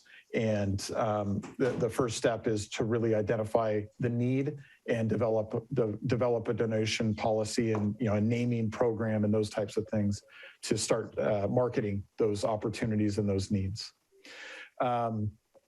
As Eddie mentioned earlier, our relationship with the school district and the Boys and Girls Club is in a really, really great place, much because of the work that Eddie and his staff have done with the Boys and Girls Club and the work we've all done with the school district the last several years. This pilot use of the event center, I think, has gone well. We've worked through some difficulties and challenges because it is a new dynamic. But I think it really sets the stage for additional use, especially during the summertime. And as was mentioned earlier, we really hope to gain access to the pool for the community this coming summer. And I think that will be a really big accomplishment for us. A big lift, but a big accomplishment. Swimming lessons for Luis? Exactly. Free swimming lessons for all commissioners. Good. I learned how to swim in the high school pool. So I very much near and dear to my heart. This goes back a long time when this city had a very large and well-funded rec program. And unfortunately, priorities I have changed. And our hope is that through some big successes, the community will get behind it and we'll have a more robust rec program as we move forward. Earth Day activities. So Earth Day is coming up Friday, April 22nd of this year. The city always, or at least for the last several years, has had events mostly around sustainability, recycling. It's led by our Public Works Department. That will actually be done on April 30th. Their Earth Day has become much more Earth Week or Earth Month, and it's really just like other celebrations, a chance to, over a period of time, think about these things. And so April 30th will be the day of the big city-sponsored event around sustainability and recycling. It'll be held out at Smith Field. It'll be the typical composting and e-waste and other really great services. Republic, our solid waste provider, is a big sponsor of that. And Public Works leads those efforts. The idea here was to collaborate with REC and Public Works, with the Chamber, with the Recovery Initiative, to make Earth Day on the coast a bigger deal. And I think there's two ways to approach this. One is a very focused, organized effort from one source that develops a bunch of programs and coordinates everything. I will say, just looking at our staff dynamics and workload and what we're hearing in the community, I think that's a difficult challenge to take on. And my recommended approach is a little more organic. It's REC taking on a few items that are coordinated with what Public Works is doing. Maybe it's some nature hikes in the open space at Wave Crest on the Coastside Land Trust land that overlap or coincide with the Public Works event. So people come, they do some recycling, they get their compost, and then they get a bird watching tour or some sort of a hike from there. The Chamber working with businesses to sponsor some activities downtown. The schools putting together some activities. I think that is likely how this is going to happen. I have had a conversation with the Chamber, and long-term, they have some big plans for this, but their bandwidth is limited. And so I think this is something that will grow over time. But we'll definitely, as we get into this, interested in your feedback of what kinds of things we can incrementally do to start moving towards this bigger vision for Earth Day here. Magnolia Park master planning is in process.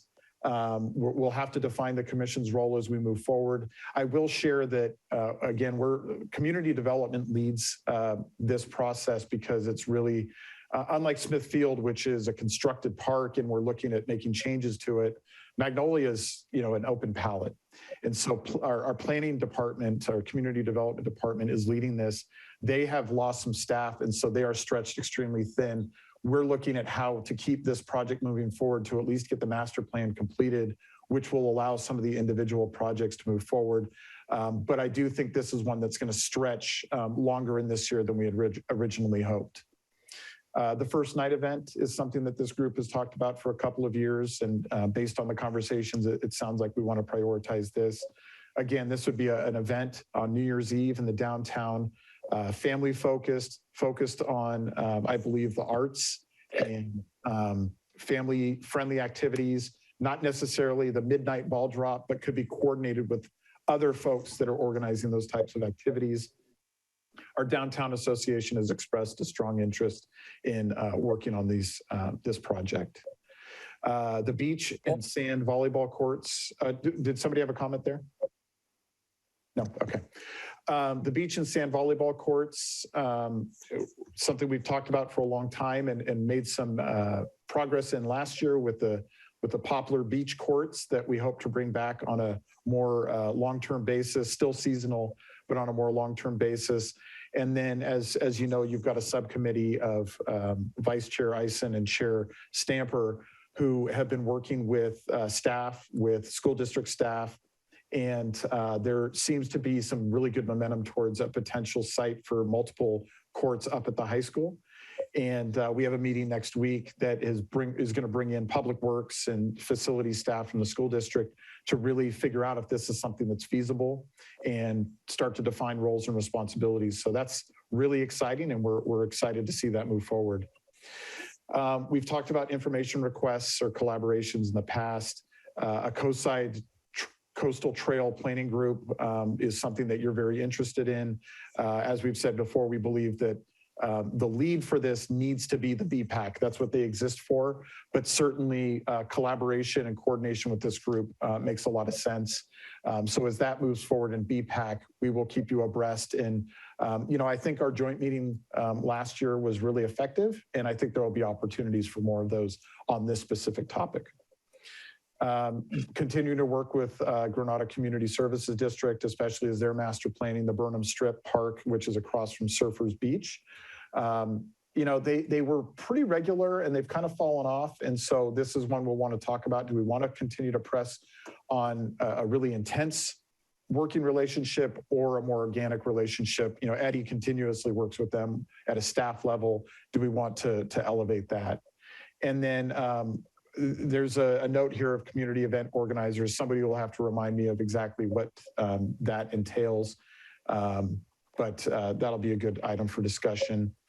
Future priorities and opportunities, new and more inclusive events. The ones that we're already looking at this year is continuing to Make It Main Street activities starting in April. The Wine and Jazz Festival, which the Downtown Association is putting on in May.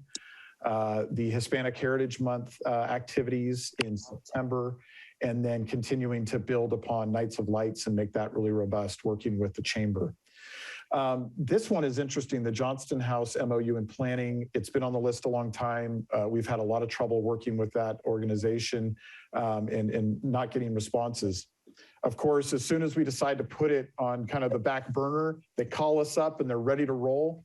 And so staff has already met with them a couple of times.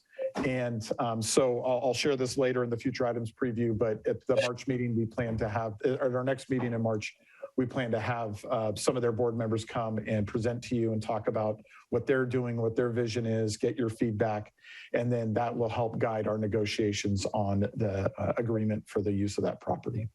So like it or not, that one's coming back. And then the Mid-Penn Housing Moonridge Fields Use Collaboration, which the ball's in their court. They're not ready to engage with us on that.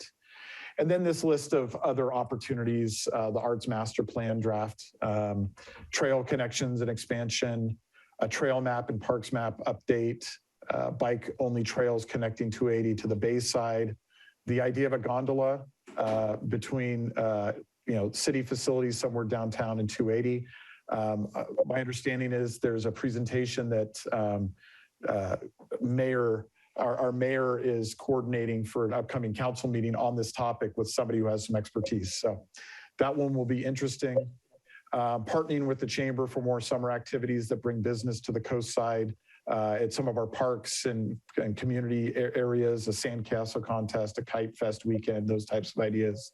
And then it was suggested we talk about the ways the city can support the pool progress. So I know you all saw that. I like to add my little commentary before I let you all run with this. I would love to start with commission priorities here at the top, the existing ones, get your feedback, other ideas, comments. Are we on the right track here? And kind of button that up before we move to the next section. And I'll leave it to the chair to lead us through that discussion. Okay. Well, so we talked a little bit about the existing priorities in the last session, and how can I hear a yes from folks if you want me to just kind of list the thing and people can just say, yes, keep it as a priority? Or do you want to talk through each priority in more detail that's already in our commission priorities for now? I recommend both, which is that you bring up something and we just go, yes, that's good enough. Let's move on. You know, if someone has comments about a specific one, then, you know, then let's hear the comments. Okay. All right. So why don't we do that? And we'll start with Carter Park. This is definitely a priority. Is there anyone who suddenly wants to take it off the priorities? No, it's a priority, but the question is, when is that first meeting to facilitate fundraising? Because we've only been talking about this for at least 4 or 5 months now. Yes. When is it? Yes, and again, I know I keep saying this is on me, this is just a bandwidth issue, but we do have a meeting this Friday with Public Works to talk about, they've now collected the information we need to really understand what the budget's gonna look like, and I think that's key. So what I will do is I will commit to scheduling some sort of meeting before our next commission meeting, which includes our subcommittee, which is Commissioner Eisen. Okay, great. Okay. So we're going to have a meeting scheduled next week. And then it will be sometime in March. Okay. So the MOU for facilities, it's like this has been accomplished. And the next question is whether or not we want to try to do something for the pool. Is there any change that we want to make to this at this point, or an additional like date item, the way that we put in when is the first fundraising meeting going to be? Okay, as far as I understand, this is actually just the MOU with the school and the Boys and Girls Club for the use of the pool at the high school. That's what I understand. Yeah, too. okay, all right. Yeah. And so it's wait a going to second. be. Wait. Yeah. So are we? Is this included in like the tennis courts at the middle school, Yes. and the pickleball courts at the middle school, and you know things like that, like the tennis courts at the high school? Yes. Can someone clarify from staff? Eddie, do you want to talk a little bit about what the current MOU allows us use of? Yep, sure. So our MOU with the school district and the Boys and Girls Club, it's specifically for the Boys and Girls Club Event Center and the Cunha Middle School tennis courts. We've had conversations with both parties about, you know, future plans and kind of a wish dream list of things that we'd like to have access to. And they were open to discussions, but for the current MOU, it's really specific for that reason, that they, you know, wanted to have a trial period where we kind of got our feet wet in these facilities, kind of prove ourselves. I think access to any other facilities or sites would require a separate MOU and a separate agreement. Okay. So I'm going to propose that we take this off the priority list because it's something that you've already started. Not to say that it shouldn't go back on the following year, but I think there needs to be some time to allow this to breathe, to develop organically, to, you know, just start to move forward, and hopefully better footing to start again in a year from now. Or So can I ask are you a saying you clarifying don't? question? Yeah, go ahead. Perhaps, so it sounds to me like we have an MOU for example, the Cunha courts, but I'm unclear on if we've actually acted on it yet. Yeah, so tonight, Chair Stamper, my update was about that, the use of the tennis courts and the... Oh, sorry, I didn't hear the tennis courts part. Well, I gave the numbers for the attendance that we've been seeing for the indoor program, the basketball, just because it's something that's really new to us, the basketball. Yes, I heard the basketball, so I must have just Sorry. Okay. That's and if I wanted to make it less impressive, I would have thrown in the numbers that we see for pickleball, which have been pretty low. Week to week, we see anywhere between 4 and 6 people. It's been conveyed to me that that's a time for church services and things like that, the 9 to noon. So it's made it kind of tough for a lot of people to show up and participate in pickleball. But yeah, we do have that. And on Sundays, when we open up the event center for basketball, we are at the same time utilizing the tennis courts for pickleball. Okay. And I'll share that the Sunday and the time frame are basically what the school district and the Boys and Girls Club could offer us. That was not our first choice, but that's when they said, hey, this is when the other priorities are not, priority uses are not accessing these facilities. Our hope is that, one of the things that the school district's been really clear is these facilities are not going to be used during the school day. That when kids are on campus, they're not going to be used.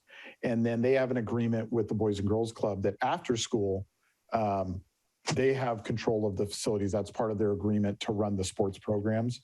And so I think the Boys and Girls Club, this is their first year having that type of agreement with the kids back on campus. And so I think they're also figuring out how they're going to manage and utilize those facilities. So I do, to Commissioner Eisen's point, I think this will breathe and it will kind of, everybody's feeling things out. And so this pilot program was really to get a sense of how we could work together. And we found there are some things that we've got to work on that just don't coordinate as well as we'd hoped. All in all, I would call this a really big success for the people that have been able to utilize the facilities. And I think it paves the way for, we're hoping to continue this type of use through the end of the school year. And then when we get to summer, our hope is that places like the pool, places like maybe the soccer fields or the tennis courts at the high school or other facilities that the school district has, now that they have a mechanism for allowing us to use them, to really open up access to more community members. I think our focus for this summer, if we want to keep this a priority, would be on the pool. I think that's going to be a major undertaking. This iteration of city staff and program have never hired a lifeguard, have never led these efforts. We've got some great community resources. I think we can do it, but I think that's going to be a massive lift with our small team. And so if we want to keep this as a priority, I think the pool would be the focus. How would we facilitate that or support that in any way? Well, let me just jump in before we get there real quick. I mean, Hillary and I just met, well, Matthew, you were there with the high school recently and talked to them about, pool. I came away from that meeting feeling like there was not a tremendous, actually not even a positive direction for the pool to move forward from the school perspective. Just want to throw that out there. It's certainly not during the school year, right? Yeah. I agree with that. And so our focus will be on summer. So I think, Commissioner Eisen, your question was, it seems like maybe this is a matter of interpretation. You want to list the commission priorities as priorities that the commission itself would be actively involved in. Is that okay? Right. And so that's a good question. Yeah. And probably not. I'm not sure this is one that the commission would have a big role in. Obviously, we'd keep you updated, but this is really at a staff level. So yeah, that helps me understand that better. Yeah. I agree. I think that this can come off. I just didn't want it to us to. The only thing I would ask is I really would like to see a copy of the MOU so that I think everyone on the commission should see a copy so that in the future we're able maybe to help or think about what ways either to try to expand it or, to involve other aspects.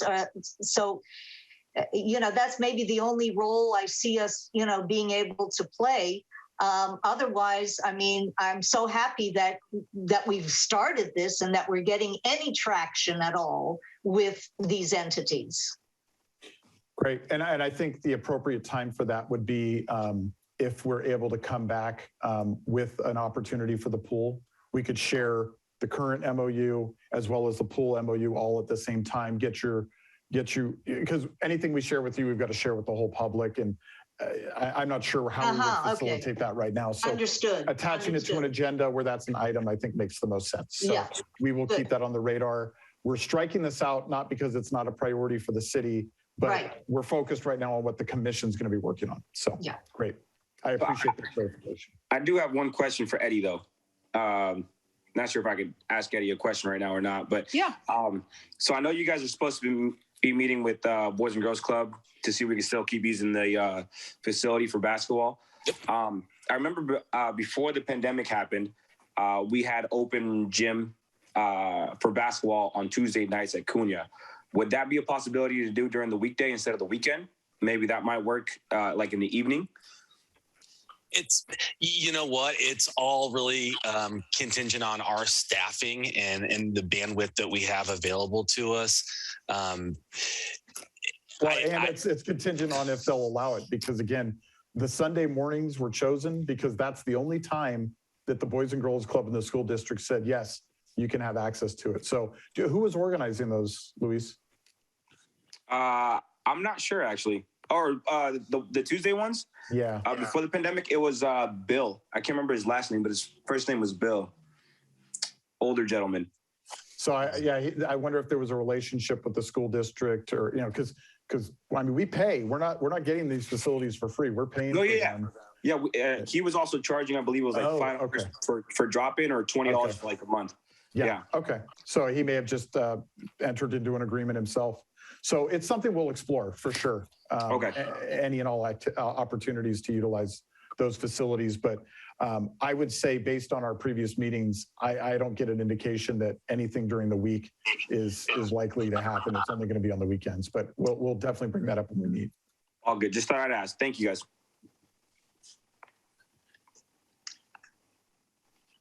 Okay. Great. So we're not going to stop working on the city is not going to stop working on those MOU relationships. We'll keep trying to plod along and see if we can expand and better use them.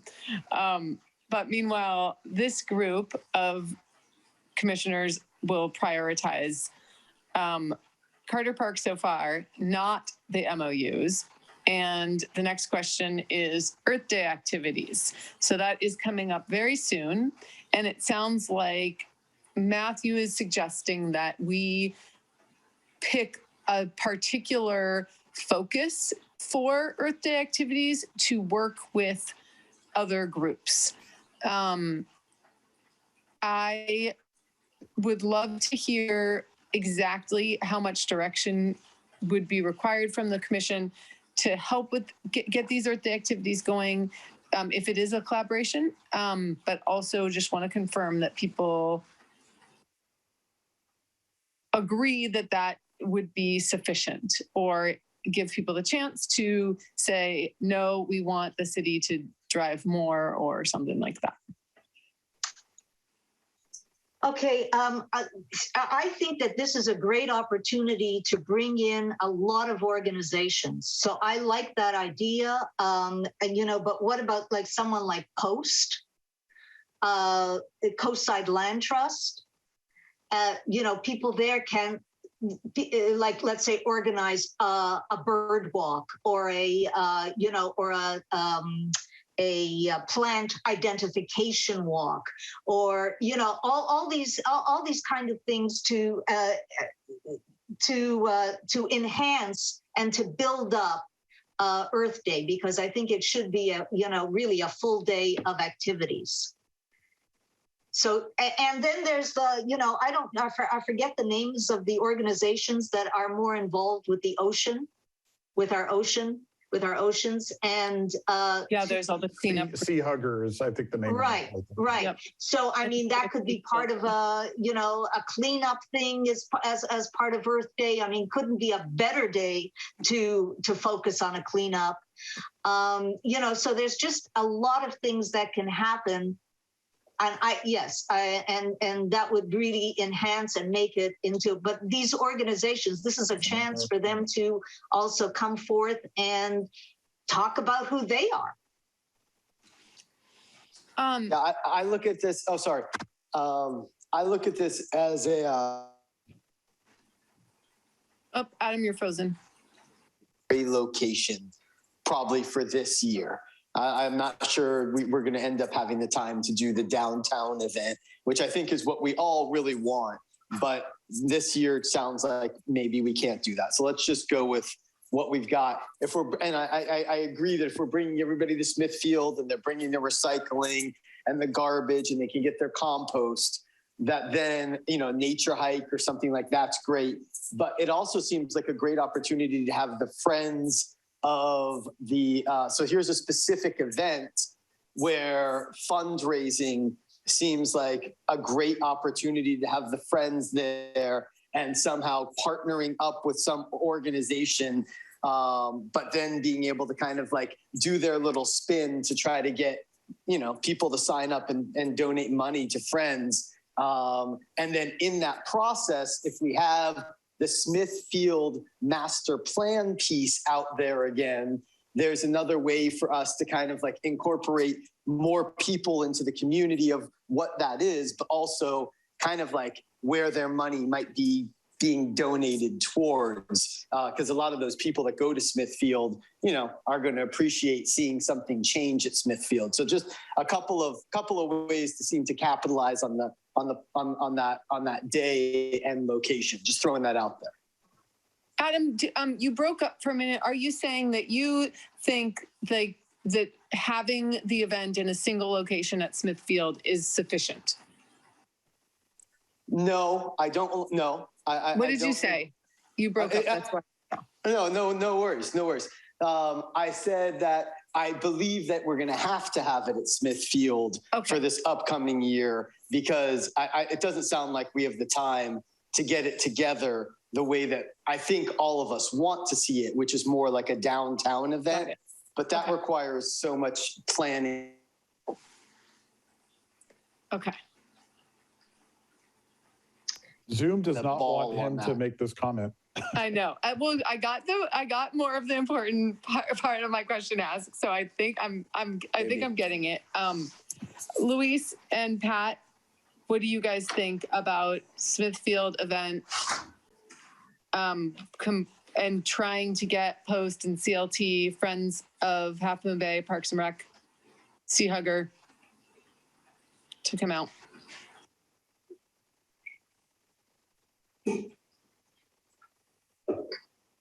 Am I frozen? No.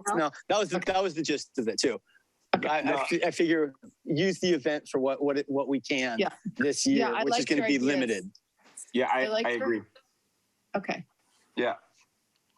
I think we lost. I think we did lose Pat. Yeah. Oh, did Pat go away? I hope she's okay. I was waiting to give her the first say, but yeah, she's not here. So yeah, but I agree with Adam. Okay. Yeah, I think we only have 2 months. In 2 months or less than 2 months, which is not enough time to put together a whole, thing that the vision, of course, that we are talking about. But it would be nice to add at least one additional thing this year, even if it's a nature hike, even if it's a cleanup, even if it's a bird watch, even if whatever it is, just so that we are starting this movement, starting to move forward with something bigger, more significant when it comes to the environment, when it comes to paying attention to it, and just Earth Day, period. Well, and I also see this. I see this as we just entered the big transition between masking and not masking. And it's kind of like, it's time. People are desperate. It's time. Let's get the community. Let's get them back together. Like there's no excuses anymore. It's time. We gotta start doing this stuff. I back you up on that one, Adam. I'm with you. Yeah. We gotta be the town that we want to be. It's time to get back to it. Yeah. 100%. So I have 2 questions. One is, it sounds like where you're kind of landing is, if at the very least we want to add one component to Earth Day that we have not offered in the past, And then 2 is, which is great. It'd be great to define that here so that Eddie and I can talk about what kind of a role we can play from a staff level. But then again, going back to kind of the way we're framing this now, what would the commission's role be in this activity? Well, I think the commission's role in terms of moving forward and in the future is actually to have all of these organizations that we're talking about and that we have, and that I'm sure there's even more to identify, to come to our meetings and that we can have the discussion with them and let them know, of course, what it is we're trying to accomplish and where we want to go, and see what it is that they might offer so that we can put together more, as we keep going forward, a more significant Earth Day or Earth Week in Half Moon Bay. Okay. I think we also need to get, what's her name? The person who coordinates Earth Day. We should have, in the ideal, we didn't do it, but we should have had her giving a presentation to us, and maybe we just mark this down for the future, but we should probably start, coordinating Earth Day activities, and we should probably get updates on it once every quarter or something like that. Like it's a, and Jessica, I think, no. Are you talking about from the city, Adam? Yeah. Okay, so Jennifer Chong and Veronica Vostanak organized them. And we talked about doing that. The problem is Veronica's out on maternity leave right now, and Jennifer's doing double duty. And so she was just very honest and said, I do not have the bandwidth to expand. And so I think so here's where I think this is going, is that staff will look at, is there a component we can add to Earth Day from a recreation standpoint to at least get us incrementally moving towards where the commission wants to go?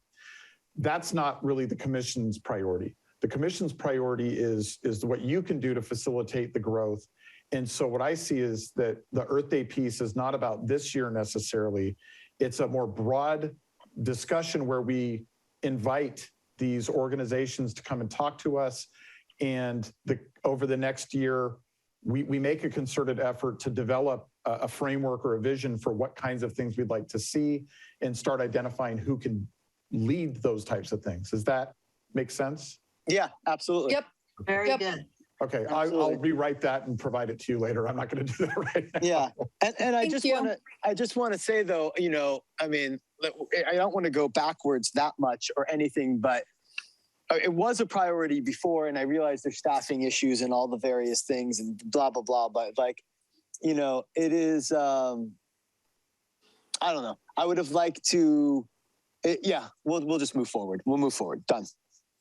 I think to that point, we just need to get updates on, we should ask to put the thing on the agenda and get updates. And that would help make sure that we accomplish more with it. Yeah, something like that. That's easy. Yeah. Okay. All right. Any other comments? Luis, you got anything else just from bringing in more community member from maybe the Latino, Latinx side of it that we're missing, or anything that's from that perspective? How have you been knowledgeable about the events that have happened in the previous years? No, I haven't. In the previous years, I haven't. I don't normally find out till the day before or the day of. So I think we got to get that out sooner than possible to the Latino community for sure. Yeah. And so maybe that's another piece is just Matthew just wrote it down, and I agree. I thought about that too. So I'm glad that's in there. Yeah. And I actually just did think of another angle or thing to add that is really, really special about Half Moon Bay, and finally other cities are catching on, but we really were trailblazers in this, is more information about our composting program.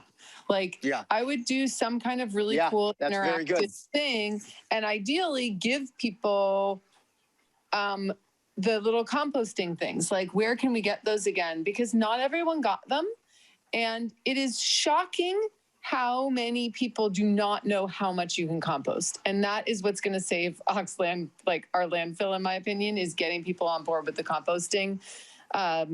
So things like contests where you get to be rated on whether or not you compost the right things or like recycle them or whatever might be one idea where it's just really educational. No, that's good. There's an education coordinator.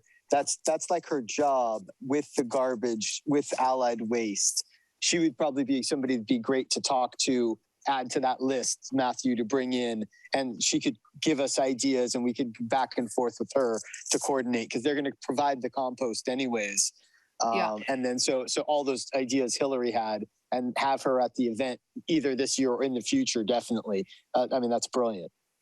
And I just want to add to that, whoever would be has the expertise to talk about water usage, water issues in drought situations, which we are in our biggest drought thing. So like that is just not going away. So water issues and actually fire issues too. I mean, that's another part of our whole environmental piece. But the point is, there's a lot, just so much that can be done.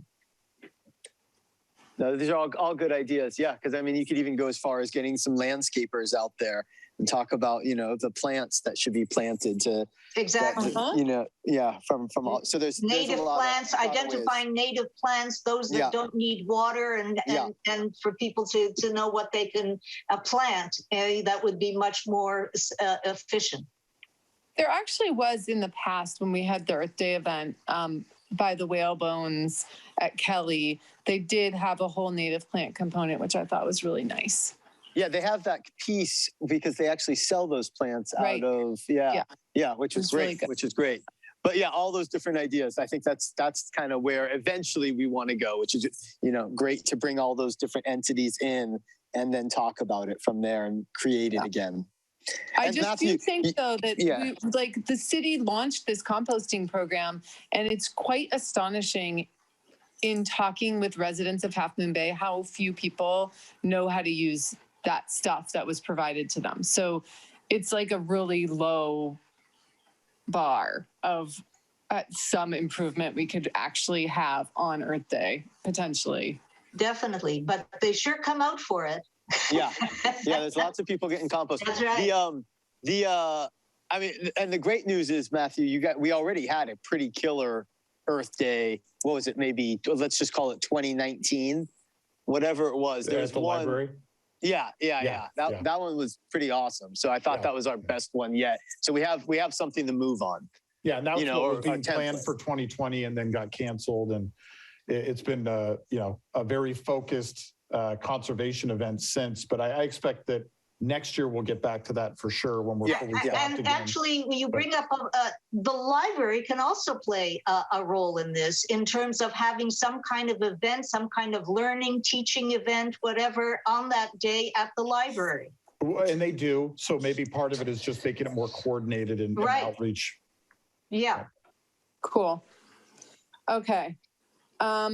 So the next item then, Magnolia Park Master Planning, what's the commission role going to be? I guess.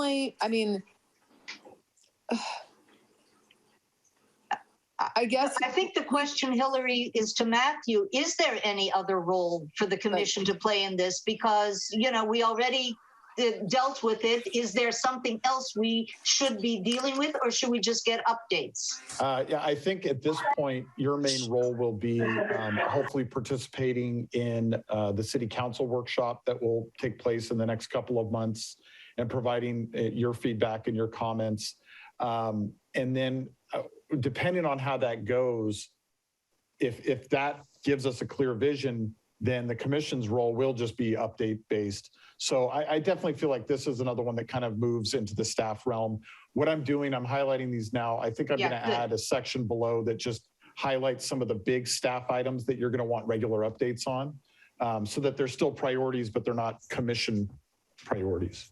Yeah, the only thing that I felt I wanted to make sure was that if there were more areas where public feedback was important, and like in sort of providing some kind of commission feedback based on public feedback, then that's the place where I feel like we might have more, have a role again. But if that's maybe the main place other than just updates. And I think the main portion of that will be that city council workshop that will take place later this year. So that then and anything like that.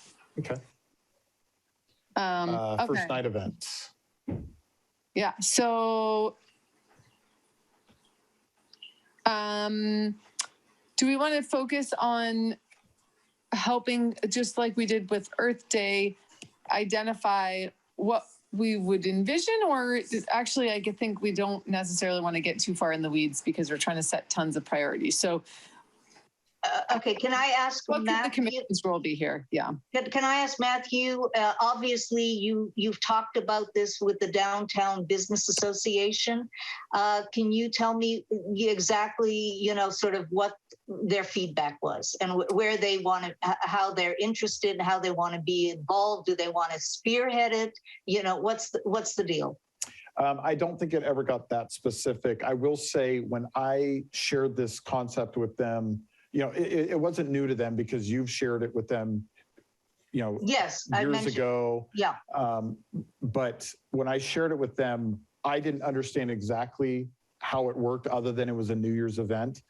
And so I think it probably would take another discussion with them to start to identify roles, and because I think they were more interested in, at least some of them were more excited and interested in more the adult event. Right. They talked about doing a jazz night or a speakeasy, those kinds of things, which now is clear to me is not the same as first night. And so I think based on what I'm hearing, there may be downtown business members that are more interested in the first night concept that would be on board with supporting it and helping with it. But I think what they're, as a group, more interested in is more the actual midnight party. Okay, because I was thinking of going to the meeting tomorrow. Mm-hmm. And it's interesting that obviously it was mentioned obviously when I wasn't at a meeting that I wasn't there, but to see talk more about it. I did meet with Crystalline from the chamber about this. Okay. She's very supportive. They would play some kind of a role. They'd be interested in playing some kind of a role in planning some kind of event for first night. And so we've got support there.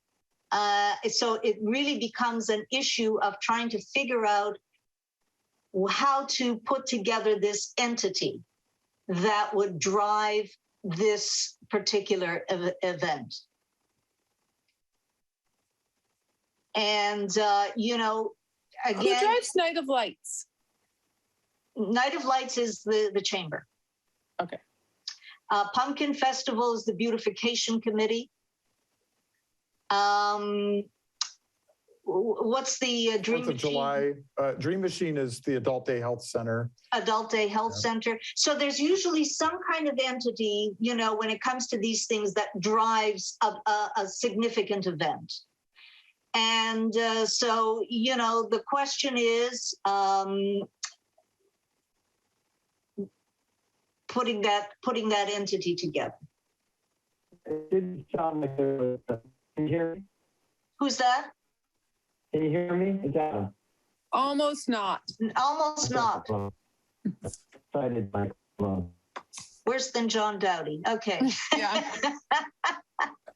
I mean. All right.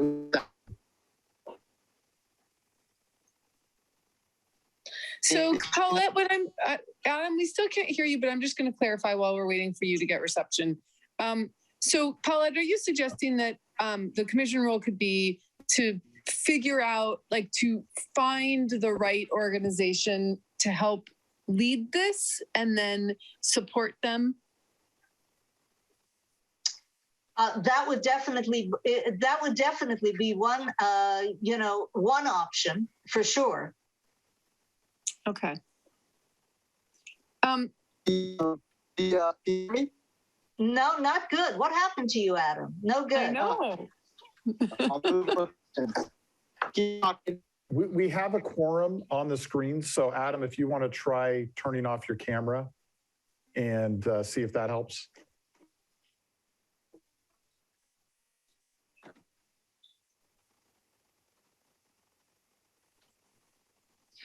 So just to tell you, Hillary, in researching first nights at a lot of the different cities that do it, it's usually spearheaded by a nonprofit organization. In most cases, by a nonprofit that's actually just doing first night. That's all they do.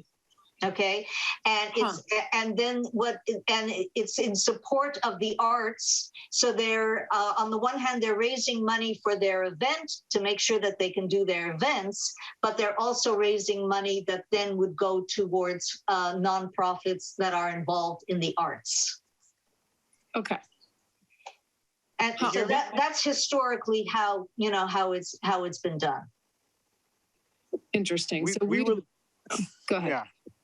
We were looking for the chamber to hopefully be an organization that might be willing to take us on from a financial perspective, meaning like a way that we could raise money through them for a nonprofit status. There didn't seem like a huge appetite for that. Well, it's not about an appetite. Right now, Crystalline has made it clear to me that they do not have a 501c3 status. That's right. So we couldn't even raise the funds that way. Right. So that takes us back to the drawing board. That's right. Unless we create our own, which then, there's always it seems like it'd be hard for commissioners to create their own thing that they're running. I don't know what kind of conflicts of interest there are with that whole thing to make that work. So that's kind of where we're trying to figure it out from there. Let me suggest this then. What if we keep this on the priority list and and maybe set a priority around create a flow chart of needs to run the first night as the first priority. Amen. And then we could have a second, nice to have priority and take action on the flow chart or get through the first phase, which is the partnership or something. Matthew, are you able to comment about, the role of commissioners? Like if we started a nonprofit for this, is that a problem? Is that a legal problem? If you need to talk to council to figure that out, is it improper or is it something that one can entertain? Yeah, I'd be happy to run this by our city attorney and get her feedback. I think it kind of falls into the same realm of some of the things we're doing with the Friends and what we saw when one of our commissioners led the formation of CFOG is it can create conflicts. It can create some difficult situations, especially if multiple commissioners are involved. And my guess is that if more than 2 commissioners were involved, essentially we could never talk about it in a commission meeting because that's where the Brown Act. They have to recuse themselves. Yeah. Yeah. So I think that if this is something that multiple commissioners want to take on, one, it's got to be completely separate from what we're doing here. And 2, if it's more than 2, likely we could never talk about it in these meetings. Certainly at a staff level, we could identify opportunities to support, much like these other events, Yeah, we would. Those people would just come and give an update, but that's it. Right. In terms of the commission involvement. Yeah, I think it does. It is complicated if we have more than 2 commissioners involved, for sure. Yeah. Okay. So I think you'll want to limit it to 2 commissioners as far as organizing something. But even with that, I'll run that by our city attorney. Okay, good. So then I'm going to double down on my suggestion that we keep it as a priority, but the priority is to develop the flow chart to execute the event. And then if possible, take steps to do it. Like we just see how long it takes us and go from there. How do people feel about that? Yeah, I'm good. Good. Yep. Okay. So if we have the flow chart, we get to check it off our done list. And if we do more than that, then we get a gold star. Okay. Next is beach and sand volleyball courts. This is in the works. I think putting it as a priority of trying to get as far as possible makes sense. But if we wanted to get more granular, the 2 things that are on the table as possible are, first of all, a renewal of the courts on the beach on a seasonal basis. And then there's the bigger question of building courts at the high school in partnership with the high school. Things look promising, so we could certainly put both of those on as priorities and really try to see them through, as they seem relatively straightforward. And then if we don't accomplish it, too bad. But I feel like things are enough in the works that it makes sense to keep this on here. Is there any role though because this sort of sounds like it sounds like yeah. Well, the role subcommittee has a role. Yeah. Oh, the subcommittee. Okay, good. Yep, and the rest of it can just be updates to the team. Yeah, good. Okay. Then there's information requests, meetings, and collaborations. I think the coast-side-wide coastal trail planning group, including connections, we haven't really made much progress on that. And I would like to still keep it there because I want to take it, prioritize opportunities to do that if they come up. I'm open to other people's thoughts, though. I just think, we have, there is stuff that's going on with the pedestrian committee that we saw today. There's still the bridge that's out that is supposedly these things are getting done in the pedestrian committee. I just really dislike us not having any way of trying to keep pushing the things forward. So I don't know. I'm open to people's thoughts. Okay, well, one thought I have, and I really did not understand why it was changed, Matthew, and I'd love a good explanation why a Parks and Recreation Commissioner is not on BPAC the way they used to be. They had some stakeholders in there, like Parks and Rec, like the school district, representing, those interests and being able to have much more direct feedback to them, their fellow commissioners. So I don't understand why that was changed. I'm not sure if I understand correctly. Are you saying that in the past we had, I know that it was you, Commissioner Yes, Eisen, I was on it, but I was on it as representing Parks and Rec. Okay, I wasn't aware of that. I thought you were just on both committees. No. And I know that we're trying to keep some separate, not have people do double duty. Right. I can ask that question to Public Works. I don't know why, but I'm happy to ask that question. I think part of it was the intent, which we've already done now, and we can continue to do, is to schedule these joint meetings, to have the BPAC chair come. He was going to come last week. He was not available tonight, which is why Jonathan made the report. And so I think there's opportunities for relationship. And then I'll ask John why and if there's an opportunity for the commission to have a role actually on the BPAC. Yeah, I second that completely because I also feel like there's not enough time.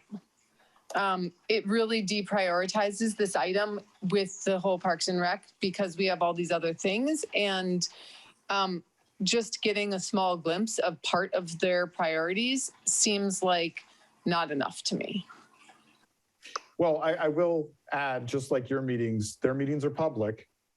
There's nothing that stops a commissioner from attending those meetings. And maybe that's the difference. You can get all the same information without being a commission, a member of the committee. And so certainly nothing stops you from attending those meetings as a member of the public or representing our group, much like Commissioner Eisen attends the Friends board meetings and I attend the Friends board meetings. Nothing stops us in the meantime from doing that.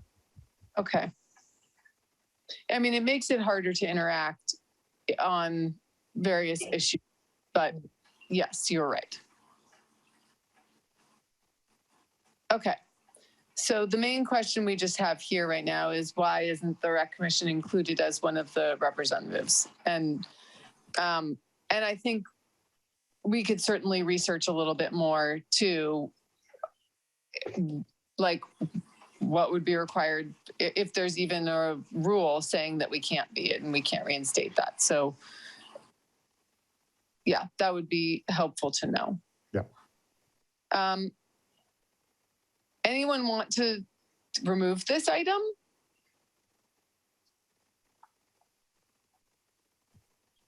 Okay. Is that enough time for people to respond? Yeah, I don't feel like I want to have it removed. Our coastal trail is the most important thing we have.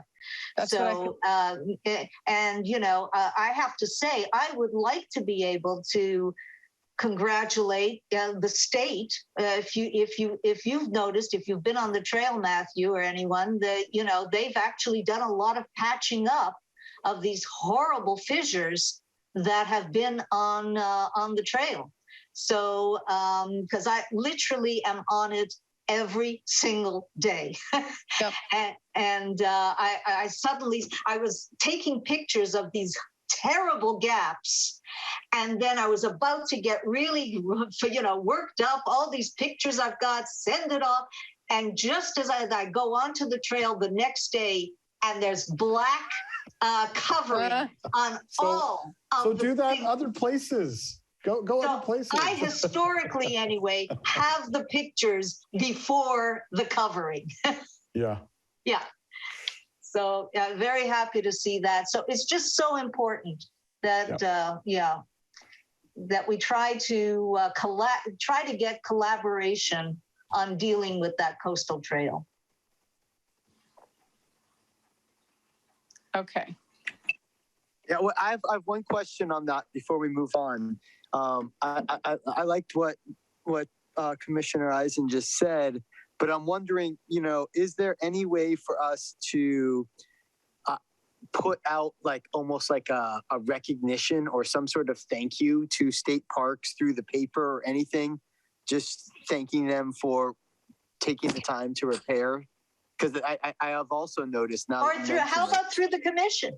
How about through the commission Can we that we send get them a letterhead from the city to be able to write a thank you, that this has been a topic, a constant topic, in our commission meetings. And we've seen that you've done this work, and we're so pleased to have that happen. Yeah, I like that, because then as we notice other things in the future, maybe we've created enough goodwill where we can get more expedited results. Let's start building the bridge to communication here. Agreed. I love that idea.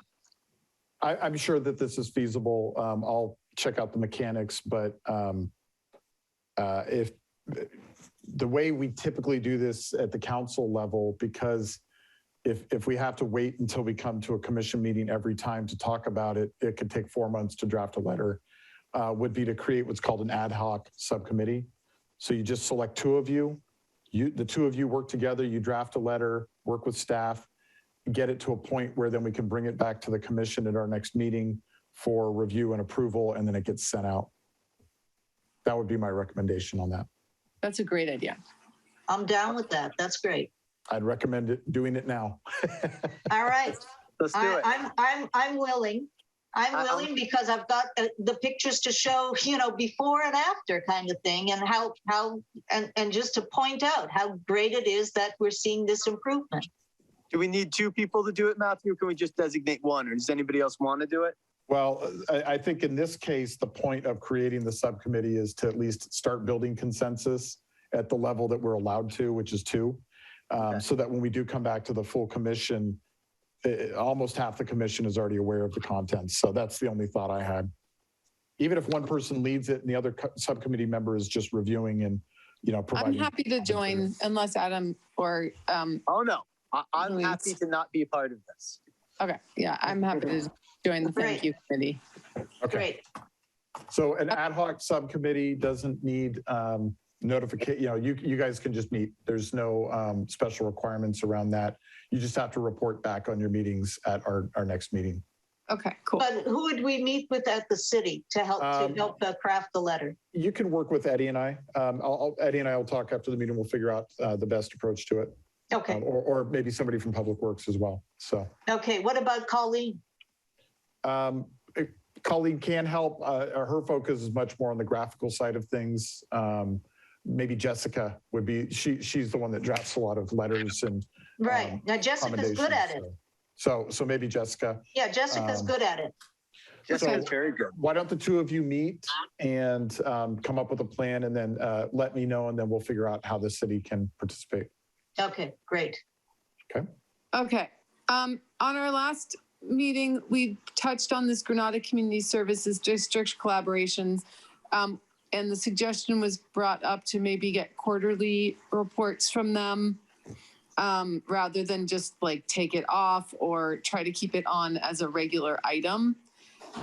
As we look to the addition of Johnson House potentially being part of stuff that we're taking on, and other future opportunities that we might want to add, do we want to keep this on there, or are people more inclined to just try to put something new on?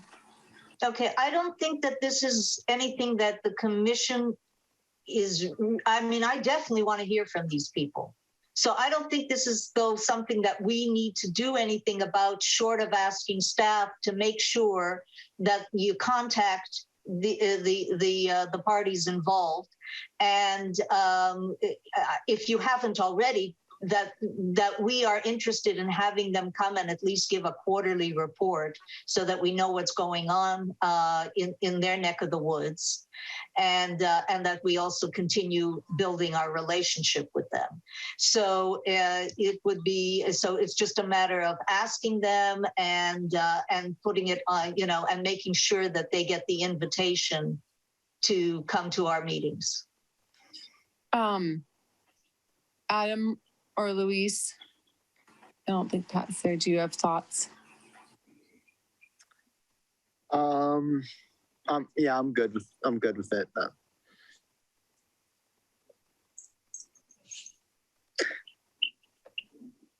I have one. I think I keep thinking to myself that every time that we have a presentation, then when we have other things that we're trying to work through, like for example, this priority setting meeting, it makes it harder to get to those items. And so my only thought about this is that on a quarterly basis, it's, one, so that's 4 meetings. So 4 out of 12. It's not an insignificant number of our meetings. And I would just raise the question of if it would make sense to have maybe a couple meetings a year that are really short, that are just updates from people that we want to hear from. So maybe it's like we get the pedestrian committee update a couple times, and we get these guys a couple times, and the meeting is just like 30-minute presentation, and that's it, to help make sure that we stay on track with our other items. I'll just from a staff well, I'm perspective- definitely, sorry, I'm definitely in agreement. Four is too much. So I'm definitely in agreement with that. I'm thinking more like at the most the 3. So, and you're thinking kind of 2, but, you know, I was thinking 3, like, you know, because we only have a total of 10 meetings. Yeah, so quarterly before. Yeah. So maybe then a couple times a year. Maybe. Yeah, that's fine. I'm okay with that. I'm okay to go there.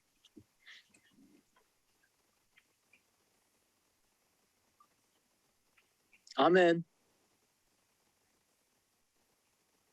And Matthew, were you going to tell us that adding extra meetings is just even more meaning that we won't get anything done? Oh, I didn't even realize that's what we were talking about. I thought you were talking about taking some of our existing meetings and no, making them shorter. And that was a concern to me because we do rely on these meetings to get some of our work accomplished. No, it was add on like 4 extra 30 minutes. I don't love the idea of extra meetings, but I'll also say, given the dynamics of this commission, I'm not sure that would work. No, Hillary's saying adding on 30 minutes to our meeting. No, I was saying add new meetings, 30 minutes long or something, to just go over the presentations. But I recognize that adding on extra meetings is a lift. It's just would be like in some ways easier, right? It's easier to commit to 30 minutes than 3 hours. So that was why I was thinking about it, or even worse, like 4 hours. So, but if we get this down to 2 reports per year, that makes me feel like it's more doable.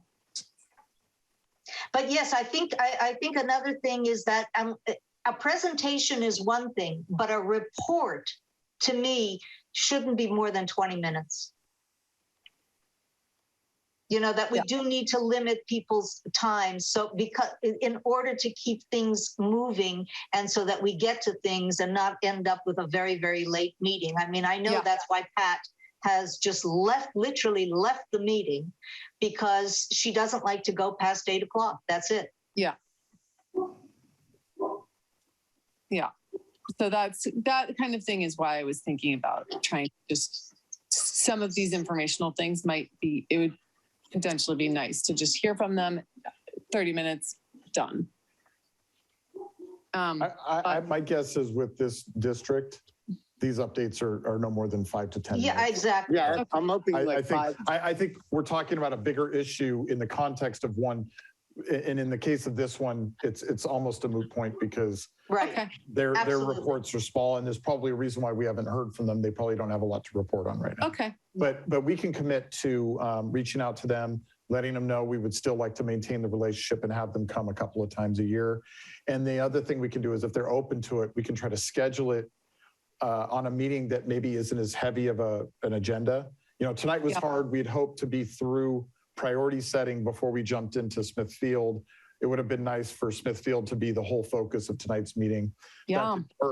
Our next meeting will be much more focused. And so hopefully it's very focused, very robust, but still contained in those 2 hours. You know, times have changed. When we first started, if you remember, Paulette, our meetings we were looking for stuff to talk about, it seemed like. And you know, we've gotten a good groove of the role. Absolutely, no question. There's a ton of plenty stuff to talk about nowadays. It's this commission, I think. I think it's this commission. Hey, back to Smithfield real quick. I'm so sorry to do this. Speaking of this commission,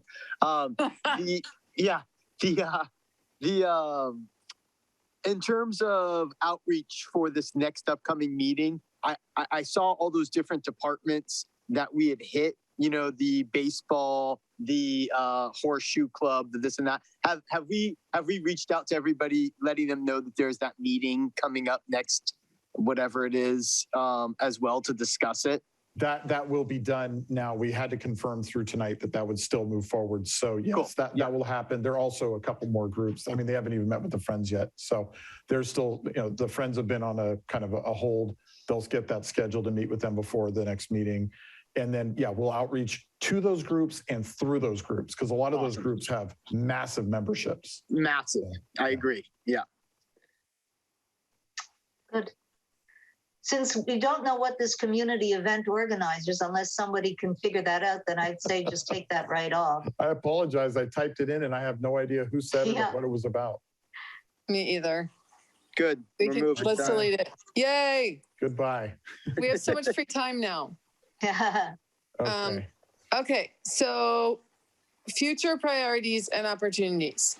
We brought up the idea of new and more inclusive events, and there's a little list of them here.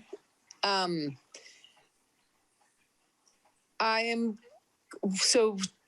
talking about for this upcoming year, and we've just made 2 commitments to the first night and to the Earth Day.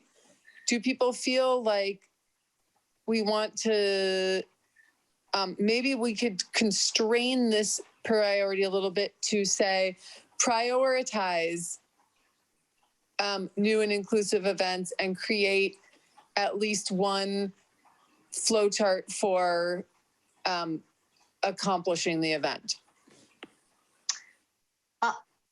Or do you want to go all in? Let's launch the events. I think this was, the idea was just, I think, the commission sorry, wanted to how see, we can do anything in these events that are upcoming? Yeah, I think the idea with this was, it was just this priority that the commission wanted to see, especially coming out of COVID, new and inclusive events for the community. I just listed what is already happening to give you a sense of it. Nights of Lights, you all added with the idea that there's a belief that more could happen with that. I don't see a specific role with the commission for these. Again, these things are already happening. Okay, can I make a suggestion though? I think at the Wine and Jazz Festival, if we have our list, if we already have our list of our concerts that we're going to do or anything like that, I really think we should have a booth at the Wine and Jazz Festival and hand out information about our upcoming concerts. Well, and maybe that's the commission's role is attempting, making Main Streets tough because it's, there's going to be 7 or 8 of them this year. But in general, maybe commissioners commit to staffing a booth at these events to I agree. I'd be happy to do that because I think we do need to do things like that. And it brings us closer to the community. We also get a lot more feedback. And at the same time, we let people know what we're doing or what's coming up that they should be aware of. Okay. Let's keep that then on the priorities. And yeah, the Hispanic Heritage Month, definitely we should be out there in that situation as well. No, that's a great opportunity to do outreach to the Latinx absolutely community. Yep. Can you put on this priority then, make a list of what we want to do at each event and then figure out who will staff it? So it's like a calendar of the things, what we want to do at each opportunities, basically opportunities for the Parks and Rec Commission. Yeah, to focus on at special events. Yeah.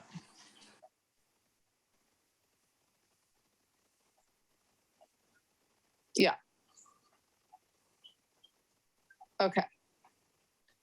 Good.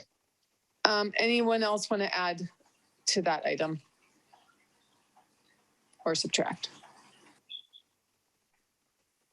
Louise, are you still there? Do you have any thoughts about that one? In terms of, again, be getting involved with these events to see if we can, do better outreach with the Latino community? Matthew, don't we have to have 3 people on camera, don't we? Yes, we do. We do, yes. Yeah, so we'd ask Adam and Louise to stay on. Unfortunately, that's the only way to maintain a quorum when we're on. You guys don't see me? Because I have my camera on. We see you. Yeah. Okay, good. Is it raining on your head or something?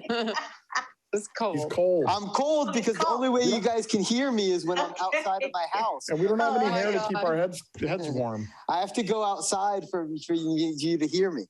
Some of us don't have the built-in insulation on top of our heads. Exactly. Okay. Well, then let's go on to Johnson House, MOU and planning. I mean, the main thing I would love is a chance to weigh in on what is possible once you have a meeting with them. So yeah, I think this is one where actually I think the commission plays an important role, because just for those of you that haven't been as engaged with this because it's been off the table for so long, one of our biggest concerns is just the frequency of public access at that facility, even pre-COVID. It was literally once a month, one weekend a month, one day. And then, and then they do school tours and by arrangement. But, more access, more engagement is really important. And I do think it's going to take the commission to help them understand our expectations as a city and to help set some of those expectations. We're doing it as staff, but I think the commission and ultimately the city council are going to have to weigh in on that.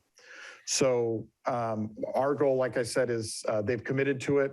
We'll make those arrangements for them to participate in the March meeting.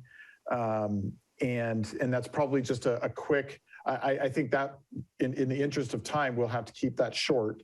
They can present who they are, what they do, what their vision is. We can have a short discussion then, and then you can marinate on it, and maybe we bring them back in April for a more broad discussion that helps to guide our negotiations on this agreement. Matthew, can you start out, please, with, obviously not right now, but in the next meeting, actually, is to start out with giving us the history of the Johnston House, the different entities that have been involved in dealing with it, the foundation, and what the relationship is with the city. And also, does the city have any costs involved with the Johnston House? So how does that all work? Because without that as sort of our basis, it's going to be hard for us to hear or understand anything that's going on, and certainly to help make any decisions. So we kind of need to start from the beginning. Yeah. From ground zero, get a lot of context. That gives you the opportunity to think about it and then come back with ideas and suggestions. Sounds good. Are you allowed to send us an email that describes all those things? No, but I can let me think about how we can do that. Again, I can't just send you, send commissioners information, but there's confidential memos. So maybe there's some negotiating. Plus, I think it would be important for it to be part of the public meeting, honestly. Yeah. Yeah, I wonder maybe that's the answer is just publishing something with the agenda that provides some of that, and then we get into more detail in the actual presentation. So. Yeah. I mean, I know like when in the planning commission meetings, there are things that they get and that they read in advance. So then it doesn't have to all be gone into great detail. Yeah. Okay. Cool. Oh, thank you. I saw a little. So this is one I need to move it up into the commissioner priorities. And then certainly once you've accomplished that, then it just becomes a staff item that we'll just bring back. So cool. That's fine. Yeah. Okay, great. And I like your idea, Paulette, of getting some history on it. Yeah. Cool. Okay. Then I would move to remove the Mid-Penn Housing Moonridge Fields. I don't think we're going to do anything on it. So I totally agree. Concur. It makes me sad, but yeah. Yeah, there's too many other important things. Yeah, and they're not going down a road that's not so far been good. Yeah. Okay. So then. And we need to see. Sorry. New priority recommendations. Okay, so we have the arts master plan. Okay, well, I am, of course, completely for this being a priority because we just spent so much time and effort, wonderful effort by staff to finally get us a public arts plan for the city. And that was approved. And so we now have what we need to remove art that we think should be removed and put in art that would enhance and beautify this city. And I think the first thing, of course, is to come up with a master plan. Look at where public art, where the different places public art can go in the city. Because, you know, everything takes the step by step until we finally see some actual, you know, art going up. So I really think that we should be moving forward with an arts master plan in this year to get a draft of that established. And just to provide a little context for everybody, this type of an effort is a big enough undertaking that we're already working on Victor, who you've met through the other arts items, and he'd be the lead on this. He's doing some research on what it takes to develop an arts master plan, the process, who needs to be involved, what kind of consultant would be necessary, if any. But it's a big enough undertaking that ultimately it would need to make it into the council priorities for us to go all in on it. Okay. So I think all we're looking for is an affirmation that you want us to continue to explore this. And then this is one that wouldn't make the list until we get through the entire council priority process. That was what you just said was exactly what I was worrying about. Because I certainly get concerned about dilution of staff effort, and you've made a lot of points about staff being stretched thin. And so I feel so inclined to continue building on the work that we've done per Paulette's comments, but I also feel super concerned about taking on something that would take this much. So from the staff at that level. So I guess one question, well, there's really, I mean. Well, I think Matthew kind of, just put it out there that if it's part of the councils, they're going to have their listening sessions. If this becomes part of their, idea or part of their priorities, then for sure, I think we should be moving forward on it and obviously be involved because it's, on our turf type of thing. Yeah. So I think the ball is in my court and Victor's court on establishing what's going to be needed here. So what I'm looking for right now on this is just an affirmation that this is something you want us to consider because it already is in our plans for consideration. Just looking for affirmation, which I expected would be the case. I guess, can I ask one question? Mm-hmm. How does public fit in with parks and recreation? Like, I guess maybe I focus heavily on the recreation part, but is it because the art is put in parks? That's part of it. I think in some cities you have an arts commission. You have a fully robust program around arts like we have around rec. We're such a small city. We many things have to do double duty. And so we see the rec commission as there's enough connections to, community health and mental health and the arts and a vibrant community. And like you said, the fact that art often shows up in parks and plazas, there's a connection to economic development as well. And frankly, Victor doesn't work in rec. He works in community services, which is nonprofits and community engagement. So, this isn't just something that the rec commission would be involved in, but we think that it's a good utilization of having this body exist to manage this. It may grow to the point where the city would have to expand it, certainly that would be a major commitment of resources, because you add another commission, you're adding staff, you're adding resources, funding. There's a whole nother level to that. I think we're at the very first initial stages where we have to utilize the resources we already have in place. So okay. I know that was kind of Parks and Rec historically in any city offers art classes and all kinds of things like that. So we are involved in the arts.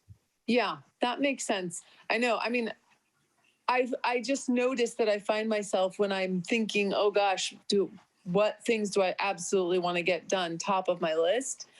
I don't like having to prioritize activity and recreation and have it compete with something like community art, because I see them so differently. And then it always makes me want to not prioritize art, even though it's also important to me. It's just not as important as making sure we can like get to Miramar on the coastal trail.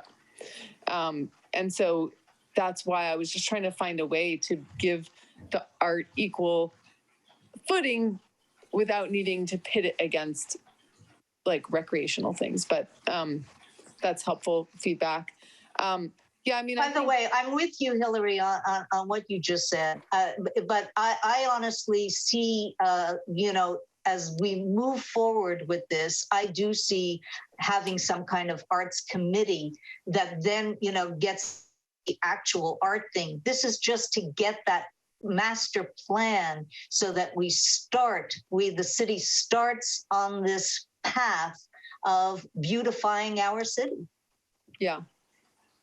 Okay, I think then I'm okay with that, with the condition that the city council is prioritizing it. Okay. Trail connections and expansion, I think that was more just a passing comment as you were all kind of throwing out some of the things you've been thinking about. And I think that came from you, Hillary. Yeah, yep. Yeah, I mean, it still is something that I think we need to, again, the trails in Half Moon Bay, we need to keep thinking about, and maybe through our focus on the trails above, that's good enough for now. Just as long as we're really finding ways to keep weighing in on the trail, all the trail and maybe we can have the other entities, whether it's Post or COSA, whoever is dealing with, you know, trails, to come and, you know, because there was that whole plan of putting what's happening with that whole plan of putting that trail together that goes all the way to the Ritz-Carlton. Yeah, and also across the Coastside Land Trust lands. The trail that will connect. Yep, the Coastside Land Trust Trail. And then there's also the trail that they presented near the Johnson House. Like those, I really care about those. Yeah, me too. And so that's kind of like, I mean, we could say above where you had Coastal Trail, it could very well be, it's just trails, and updates on what's happening with our trails is a priority. And it doesn't have to be Coastal Trail, but it's just trails in general. Yeah. Trails in general, updates, and like staying any on recreational trail, especially. Yeah, staying any recreational trail. Yeah. Staying informed about what's happening with our trails. That to me it's kind of covered by you guys' updates regularly. Like you do update us on the trails in your staff reports. So it's not like it's almost not an additional item, but it's just highlighting that this commission is that these commissioners are have trail phobia. We need to know about our trails. Yeah, so you might be able to combine this with whatever. I can't scroll up, but there was like the Coastal Trail one right here. Yeah. Maybe those could be combined together into a priority. There, that helps. I don't know why I had to show it in print view. Yeah, thanks. No worries. Okay, and then I mean, so it could just be coastside wide trail planning and information. And then like bullets on it could be the pedestrian committee updates, which we have the ad hoc subcommittee, and then we have trail, any staff reports on trails, something like that. Okay. And then I think if we have that, I don't know if we need to task the staff with making a trail map and parks map update, but it would be good to at least get a copy of what we do have to know if it needs to be updated. So maybe, especially since this is supposed to be focused on commissioner roles, maybe one of what I could do is just mark that as we look at our agenda throughout the year, if we have an agenda that's lighter, we can agendize an item where we just share the maps and you guys can have a discussion about how they can be improved. Yeah, okay. That sound like an appropriate way to approach this one? Yeah, so like a sub bullet of trail connections and expansion would be stay updated on trails or like check out the trails. Yeah. Okay. Does anyone have any objections to or additions to those comments? No, I think that's good. No. Okay. Okay. The bike only trails connecting to 280 Bayside, is this the Beta C trail concept or is it different because that's multimodal? Yeah, I mean, well, we have so I know that the Parisima Trail is going to do, one side of the mountain to the other, and that's in the works. And that maybe the Johnson House Trail that they presented to us is even going to help connect that. Yes, it is. Yep. So,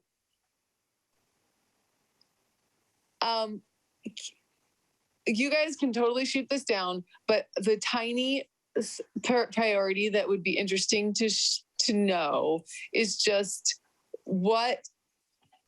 is there actually like a land opportunity to get a bike trail that runs parallel to the 92 in some way? Oh, so you're talking along Highway 92. Yes. Here's what I will share is that at the time that they widened and did the improvements to 92 back in, what was it, like 2008, 2007, something like that.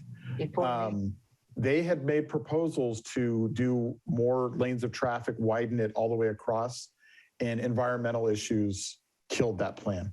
So my guess is that no, there probably isn't much of an opportunity there.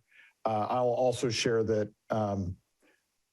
given that our city limits end at Spanish Town, this is much more of a state county issue than Half Moon Bay. Certainly Half Moon Bay would have a role in this because we're a stakeholder and we have opinions on this, but you're also talking about a $50-100 million project, even if the environmental issues didn't exist. So I don't want to discourage this from being a priority to you individually, but I'm not, kind of like the pool, I'm not sure that this has much feasibility connected to it for this commission to spend much time on it. Yeah. Matthew, what about being able to get to Spanish Town? Along Highway 1? I think. Well, you can't get there along Highway 1, right? 92. 92. I think the more realistic is if you look at the trails maps that are included in the land use plan, there's no alignment decided. There's not ownership of land, but there is a desire to have a trail that goes from the coastal trail up along Parisima Creek or Pilocitos Creek, connect to the creek where the bridge is currently that goes under the highway, and have that actually connect across Main Street, through Carter Park, up through now our Corporation Yard, and that easement is already in place And that would take you to Spanish Town, literally. I think that would be absolutely great. I think it would do wonders for the businesses and the people, you know, in that area, and be able to access a larger, you know, just the whole thing. I think it would be great. Yeah. The challenge there, of course, is that much of that land is privately owned, especially when you get east of Highway 1. You know, we own a big stretch there, which we're working on a project to fence it off better to protect the environment. Then we'll do some environmental remediation.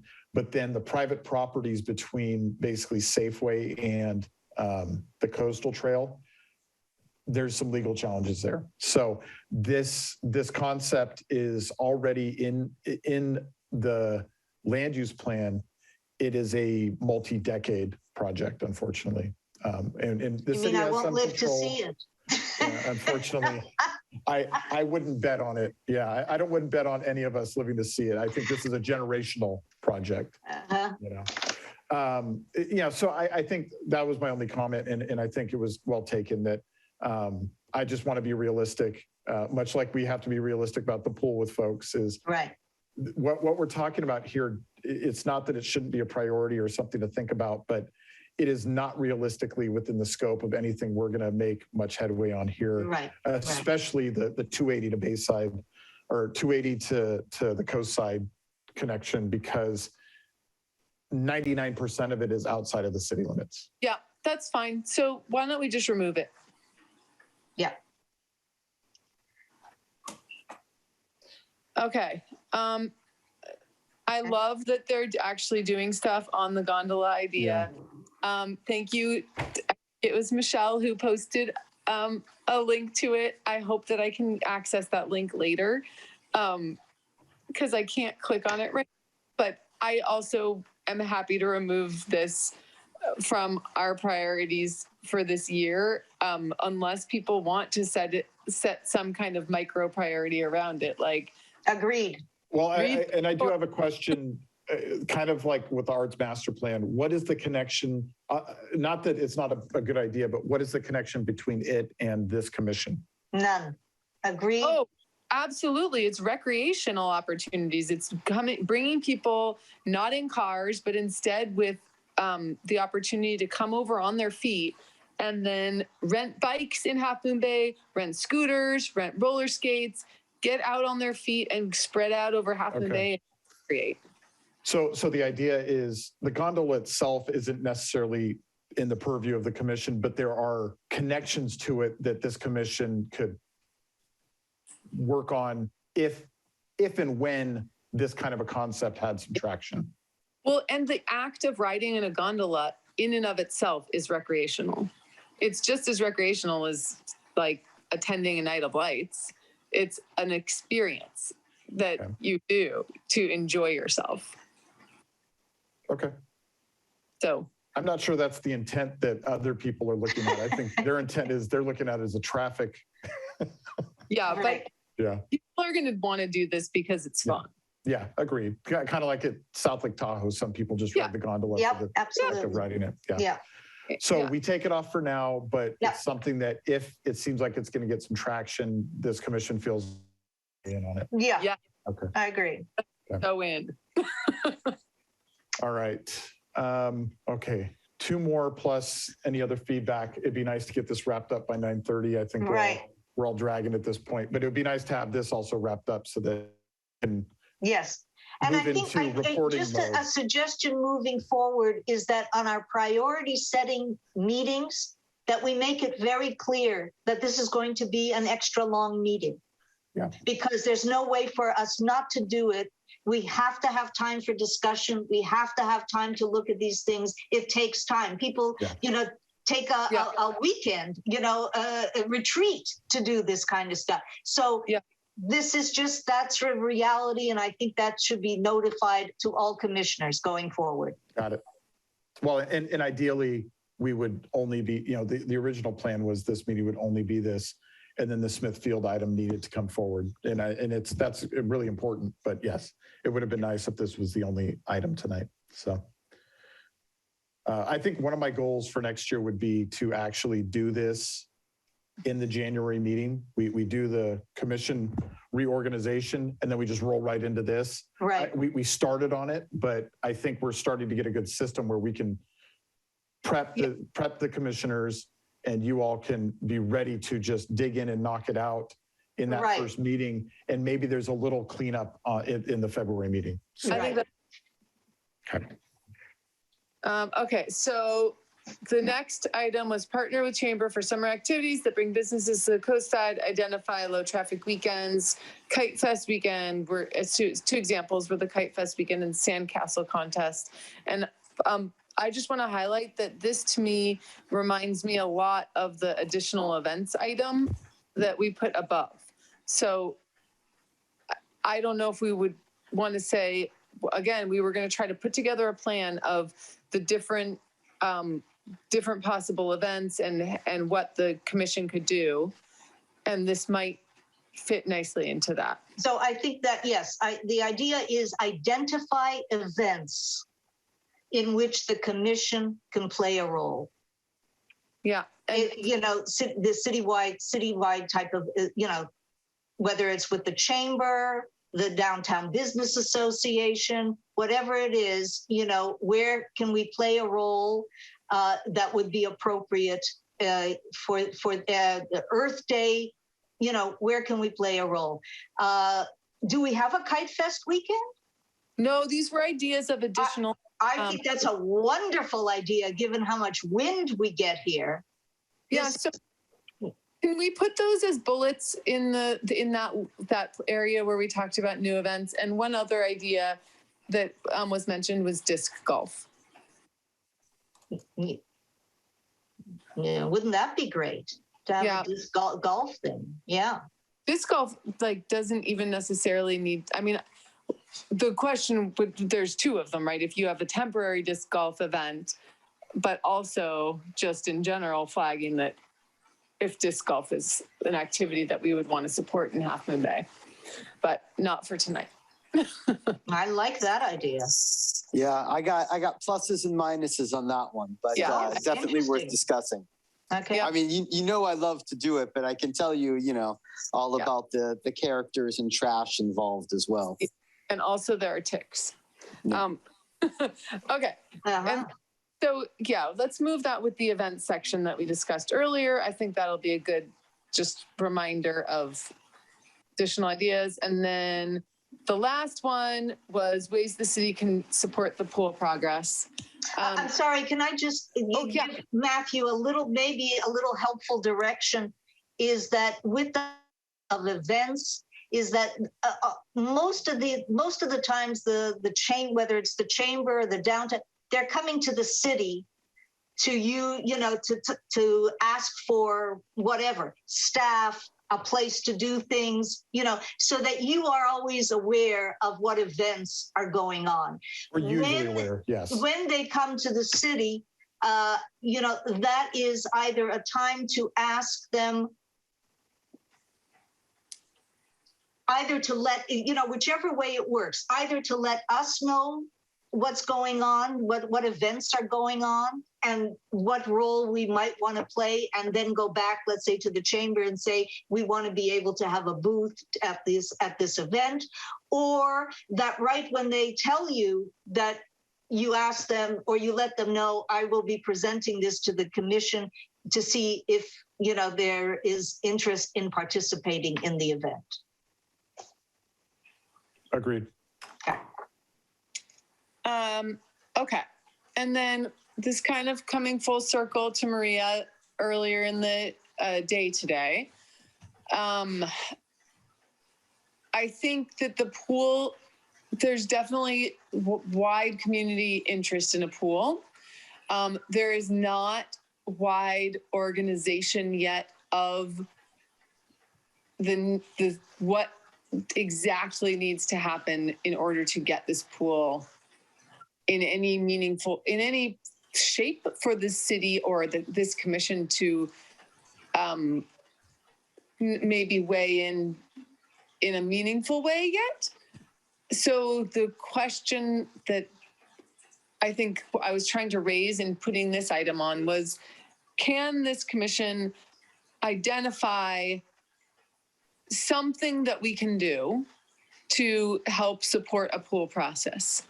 And that might be the gist of the priority, is literally identify a small list of ways to support progress on the pool, not the actual building of the pool, but to move the process forward to a place where more meaningful conversations can be had.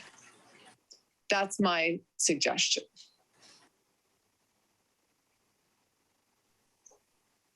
And I'll just share the perspective I've given to them several times, because obviously I think if the city prioritizes it, it's going to happen. And from my perspective, the city is not going to prioritize it until we see a path to it happening. And so it's kind of a chicken or egg thing. What I've shared with them is there's several things that need to be identified before the city can really even talk about playing a significant role in this. One is you have to have a true concept that people can get behind. And now they're finally working towards that. They've got the architect that's going to do some pro bono work. There's a project manager that's offered to provide some support as well to do some feasibility work for them. That's really important. So they're on the right path for that. You know, a feasible location has to be raised. And what I've told them is, which was shared today, if it's at the high school where the current pool is in the back of the school, from our perspective, and I've had lots of conversations with the superintendent about this, if that's the location, it will never have the kind of public access people want and expect for this to truly be a community pool, because they are not going to let people on the campus during the school day. And I understand we're in a different world than when I was growing up and when people could use those facilities more. So a feasible location that makes it a community pool has to be at least identified as, which that hasn't happened yet. And then the funding piece, not just to build it, but to the ongoing maintenance and operation of it. If there's no plan for that, no thoughts on how to make that happen, again, why would we put our resources into it if it's not going to be realistic for us to be a part of? So those are the things that I've weighed in on. I believe they've heard it. I've said it, for the last 4 years, and I think they're headed in that direction. And then, we as city staff provide as much help and support as we can within the constraints of it not being a city priority. So I attend the pool meetings when I can, and I provide that kind of feedback and that kind of support. As part of my job, I explore feasibility. San Bruno is completing their remodel and rebuilding of community pools in their community park. Unfortunately, what made that feasible for them is, one, they had the park, they already had a facility, and they got a $100 million settlement from PG&E because of a terrible tragedy that happened. Those aren't circumstances that we have or want. But and how big is San Bruno? More than 12,000 people. Yeah, it's 3 times the size of us. They have a major commercial sector. It's just a very different environment. But it has allowed me to engage with their consultants and their city manager to understand what it takes for the city to have these types of opportunities. So those things are happening. As far as this commission, I'm not sure what role this commission wants to play, but from the city staff side, that's my perspective.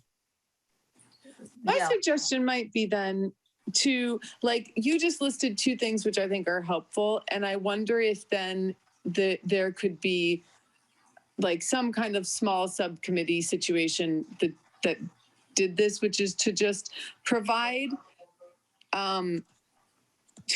support, which sounds like already doing, in understanding costs of maintaining a pool, and provide support in identifying different locations where a pool could even exist. And there's no direction to go and do all the work to direct this, but it's more provide support to just give that information as needed. Would that be overwhelming, or with reasonable, and do people feel like then we're making a reasonable effort to try to get the pool path moving, but not taking on way more than we would be able to do? Well, I think this is taking on more than we could do, because I don't see how a subcommittee can really identify a location, and I don't see how they can the feasibility of it. I mean, that's what you know. I mean, that's what they're trying to do, but I just don't see it. As much as I want it, I just don't see it. Well, this is we're 12,000. We're 12,000 people. I'd love to know another town our size that has recently built a pool with today's cost of building. Do we even have any such example? Well, so that is so if, for example, like the San Bruno was identified and Matthew reached out to San Bruno to ask them questions about their pool.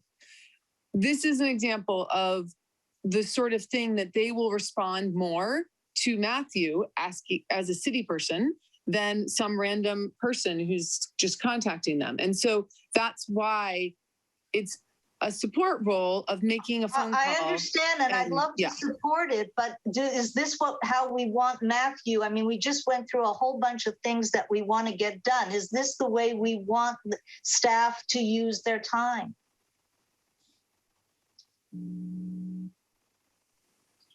Well, and again, from this one, this is one that staff is not going to invest any significant amount of time until it becomes a council priority. And so I think this discussion, let's keep it focused on the commission itself. What role, if any, it wants to play in the pool project. I'm going to do what I'm going to do just in the course of what makes sense in my job. But until the council prioritizes it and gives us resources and direction to do that, it's never going to become a significant part of our time. Mm-hmm. I mean, my support of it, you know, has been that I've gone to their meetings to see if there's anything, you know, one can say, or at least, you know, I mean, maybe my thing is to try to get them to be a little more realistic about the realities of this. I don't know, but to me, that is actually supporting the thing. But I'd love to be, there's no one that would love to be sort of proven like, hey, you don't even know what you're talking. This is not that big a deal. We can do it. So, but that's where I come down. So I just don't feel that this is, I mean, I hate to alienate people who are enthusiastic about this, but I just don't see how it can be done in a small town like this. When it costs, you know, the neighborhood of $40 to $80 million to build an aquatic center, and that's if we could identify a location. And that has nothing to do with running it and the maintenance and everything else that goes with it. So I guess to the chair's question about a subcommittee, you know, if there are two commissioners that are interested in forming a subcommittee to just, again, like the letter writing subcommittee, to just meet separately, talk about things that they can do to support, attend the meetings. You know, that's not a dedication of resources from the city's standpoint. So that's helpful. That's something you could do as a commission. And you know, it's a gesture, I think, more than anything. But I think that subcommittee would need to be made up of people that are interested in this project. Yeah, definitely. Sounds like Luis and Hillary to me.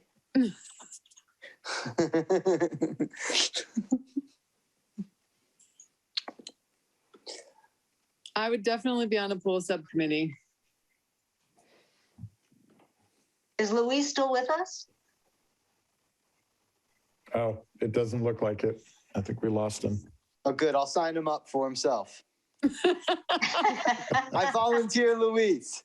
Okay, so for this So how about then for this priority, let's just say. So what, we need to table that to the next meeting so that we can see if we can get that subcommittee, since, Hillary wants to be on it. Let's see if we can get Luis on it, since he's obviously got that enthusiasm. That would be it's actually a good idea. Let's just let's put that on. And it might even be Pat, but she used to attend their meetings too. So she, it could be Pat or Louise. Okay, great. Okay, so we'll add that to our next agenda. Eddie, you've got that for our next agenda. Great. Thank you. Okay. So does anyone have any additional things that you want to slog through? I think, Matthew, I have to say again, and I guess that first meeting in January, and maybe that is the way we should be always moving forward, you really set the stage for you to put together a really good,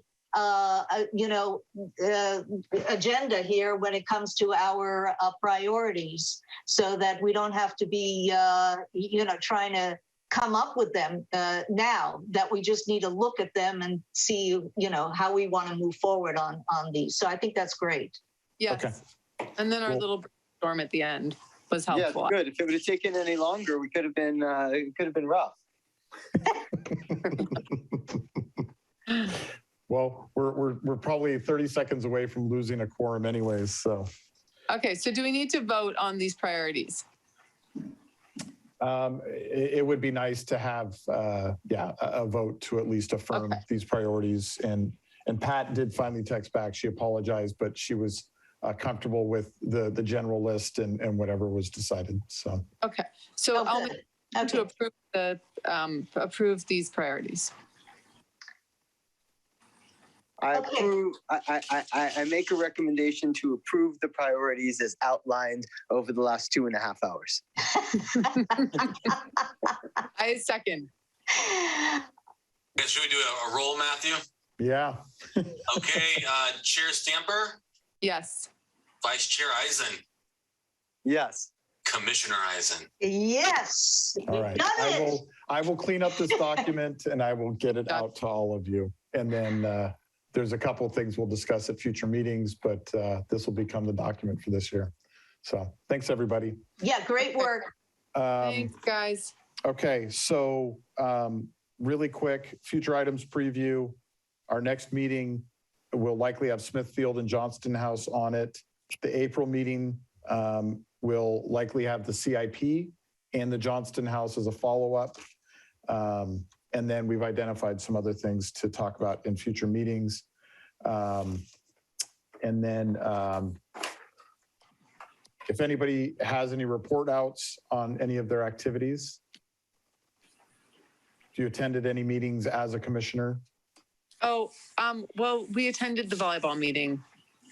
Sorry, I think I went off camera for some amount of time. So I just will reaffirm that I approved the agenda now that you can see me, if I wasn't on. So can you tell us a little bit about the volleyball meeting? Yeah, so I summarized it. Yeah, I summarized it just so very fast when I was talking about the volleyball as a priority. But basically, we met with John Nazar and the director of athletics and Mike Ingalls, the volleyball coach for Half Moon Bay High, and Adam and Matthew, and Matthew was... That was it. Okay. And then we talked through different feasibility ideas for where the courts could potentially go at Half Moon Bay High and what steps would be needed next to move forward and figure out who would need to be on board, how the courts would need to be, like the process that would need to be undertaken to get the courts actually built, and a really, really rough idea of a timeline of what would be required and how long it would take. And what, there wasn't any real interest, or what oh no, there's tons of interest. The school is absolutely psyched. And fantastic. They're really, really on board. And because of the location that was identified, it's like the best possible location for community access. And while the initial thought was probably not community access during the school day, as Matthew was saying about other school things. Right. There's still, because the courts will be very heavily used by all kinds of members of the community throughout the week because there are so many volleyball players on the coast. So Right. there would be heavy use by the community throughout the week. And then when clubs of Half Moon Bay kids are not using them, then anyone in the community would be able to use them. And I think there was definitely some question about, I felt like it wasn't a hard no on could they be used during some parts of the school day because of the location. Oh, no, it was a hard no. It was a hard It was a no. hard no at the It end? was, yes. They made it clear that anything around the school day could not involve. Because I felt like no on lunch. But I think that's where So it this would started. be this would be another MOU Yes, it would be with the another school when it comes to the volleyball course, which would be wonderful. Yeah. I mean, that would be wonderful, actually.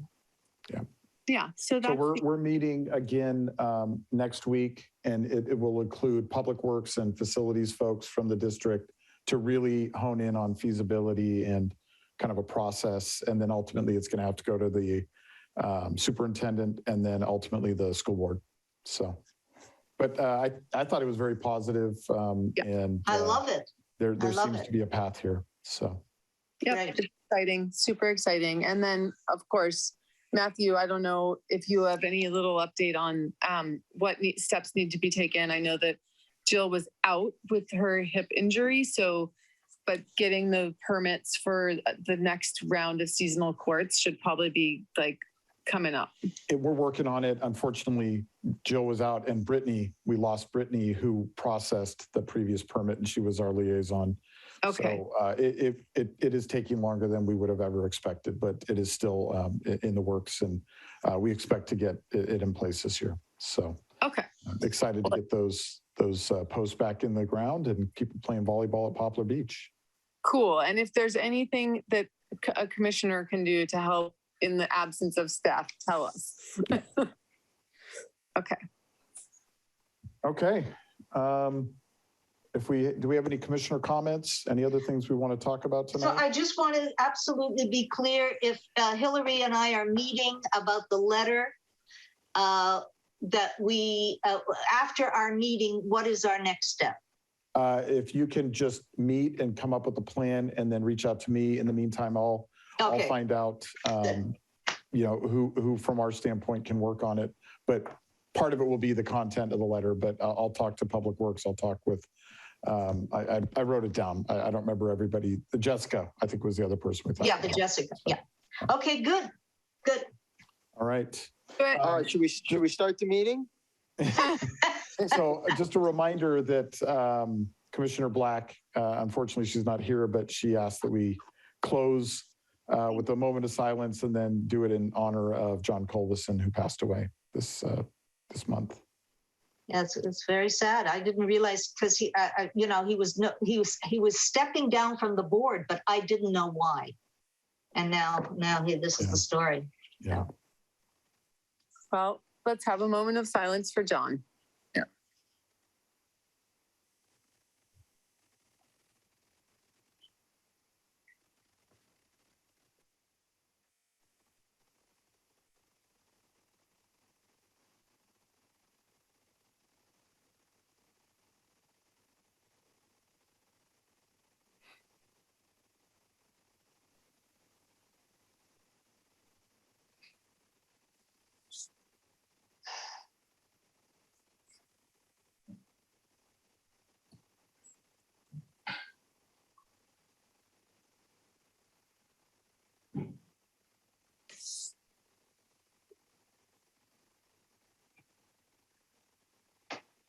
And thank you. And I'm really grateful for his work in the community.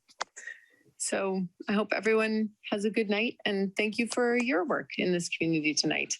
Thank you. Thanks, Hillary. Good night, everyone. Good night. Night.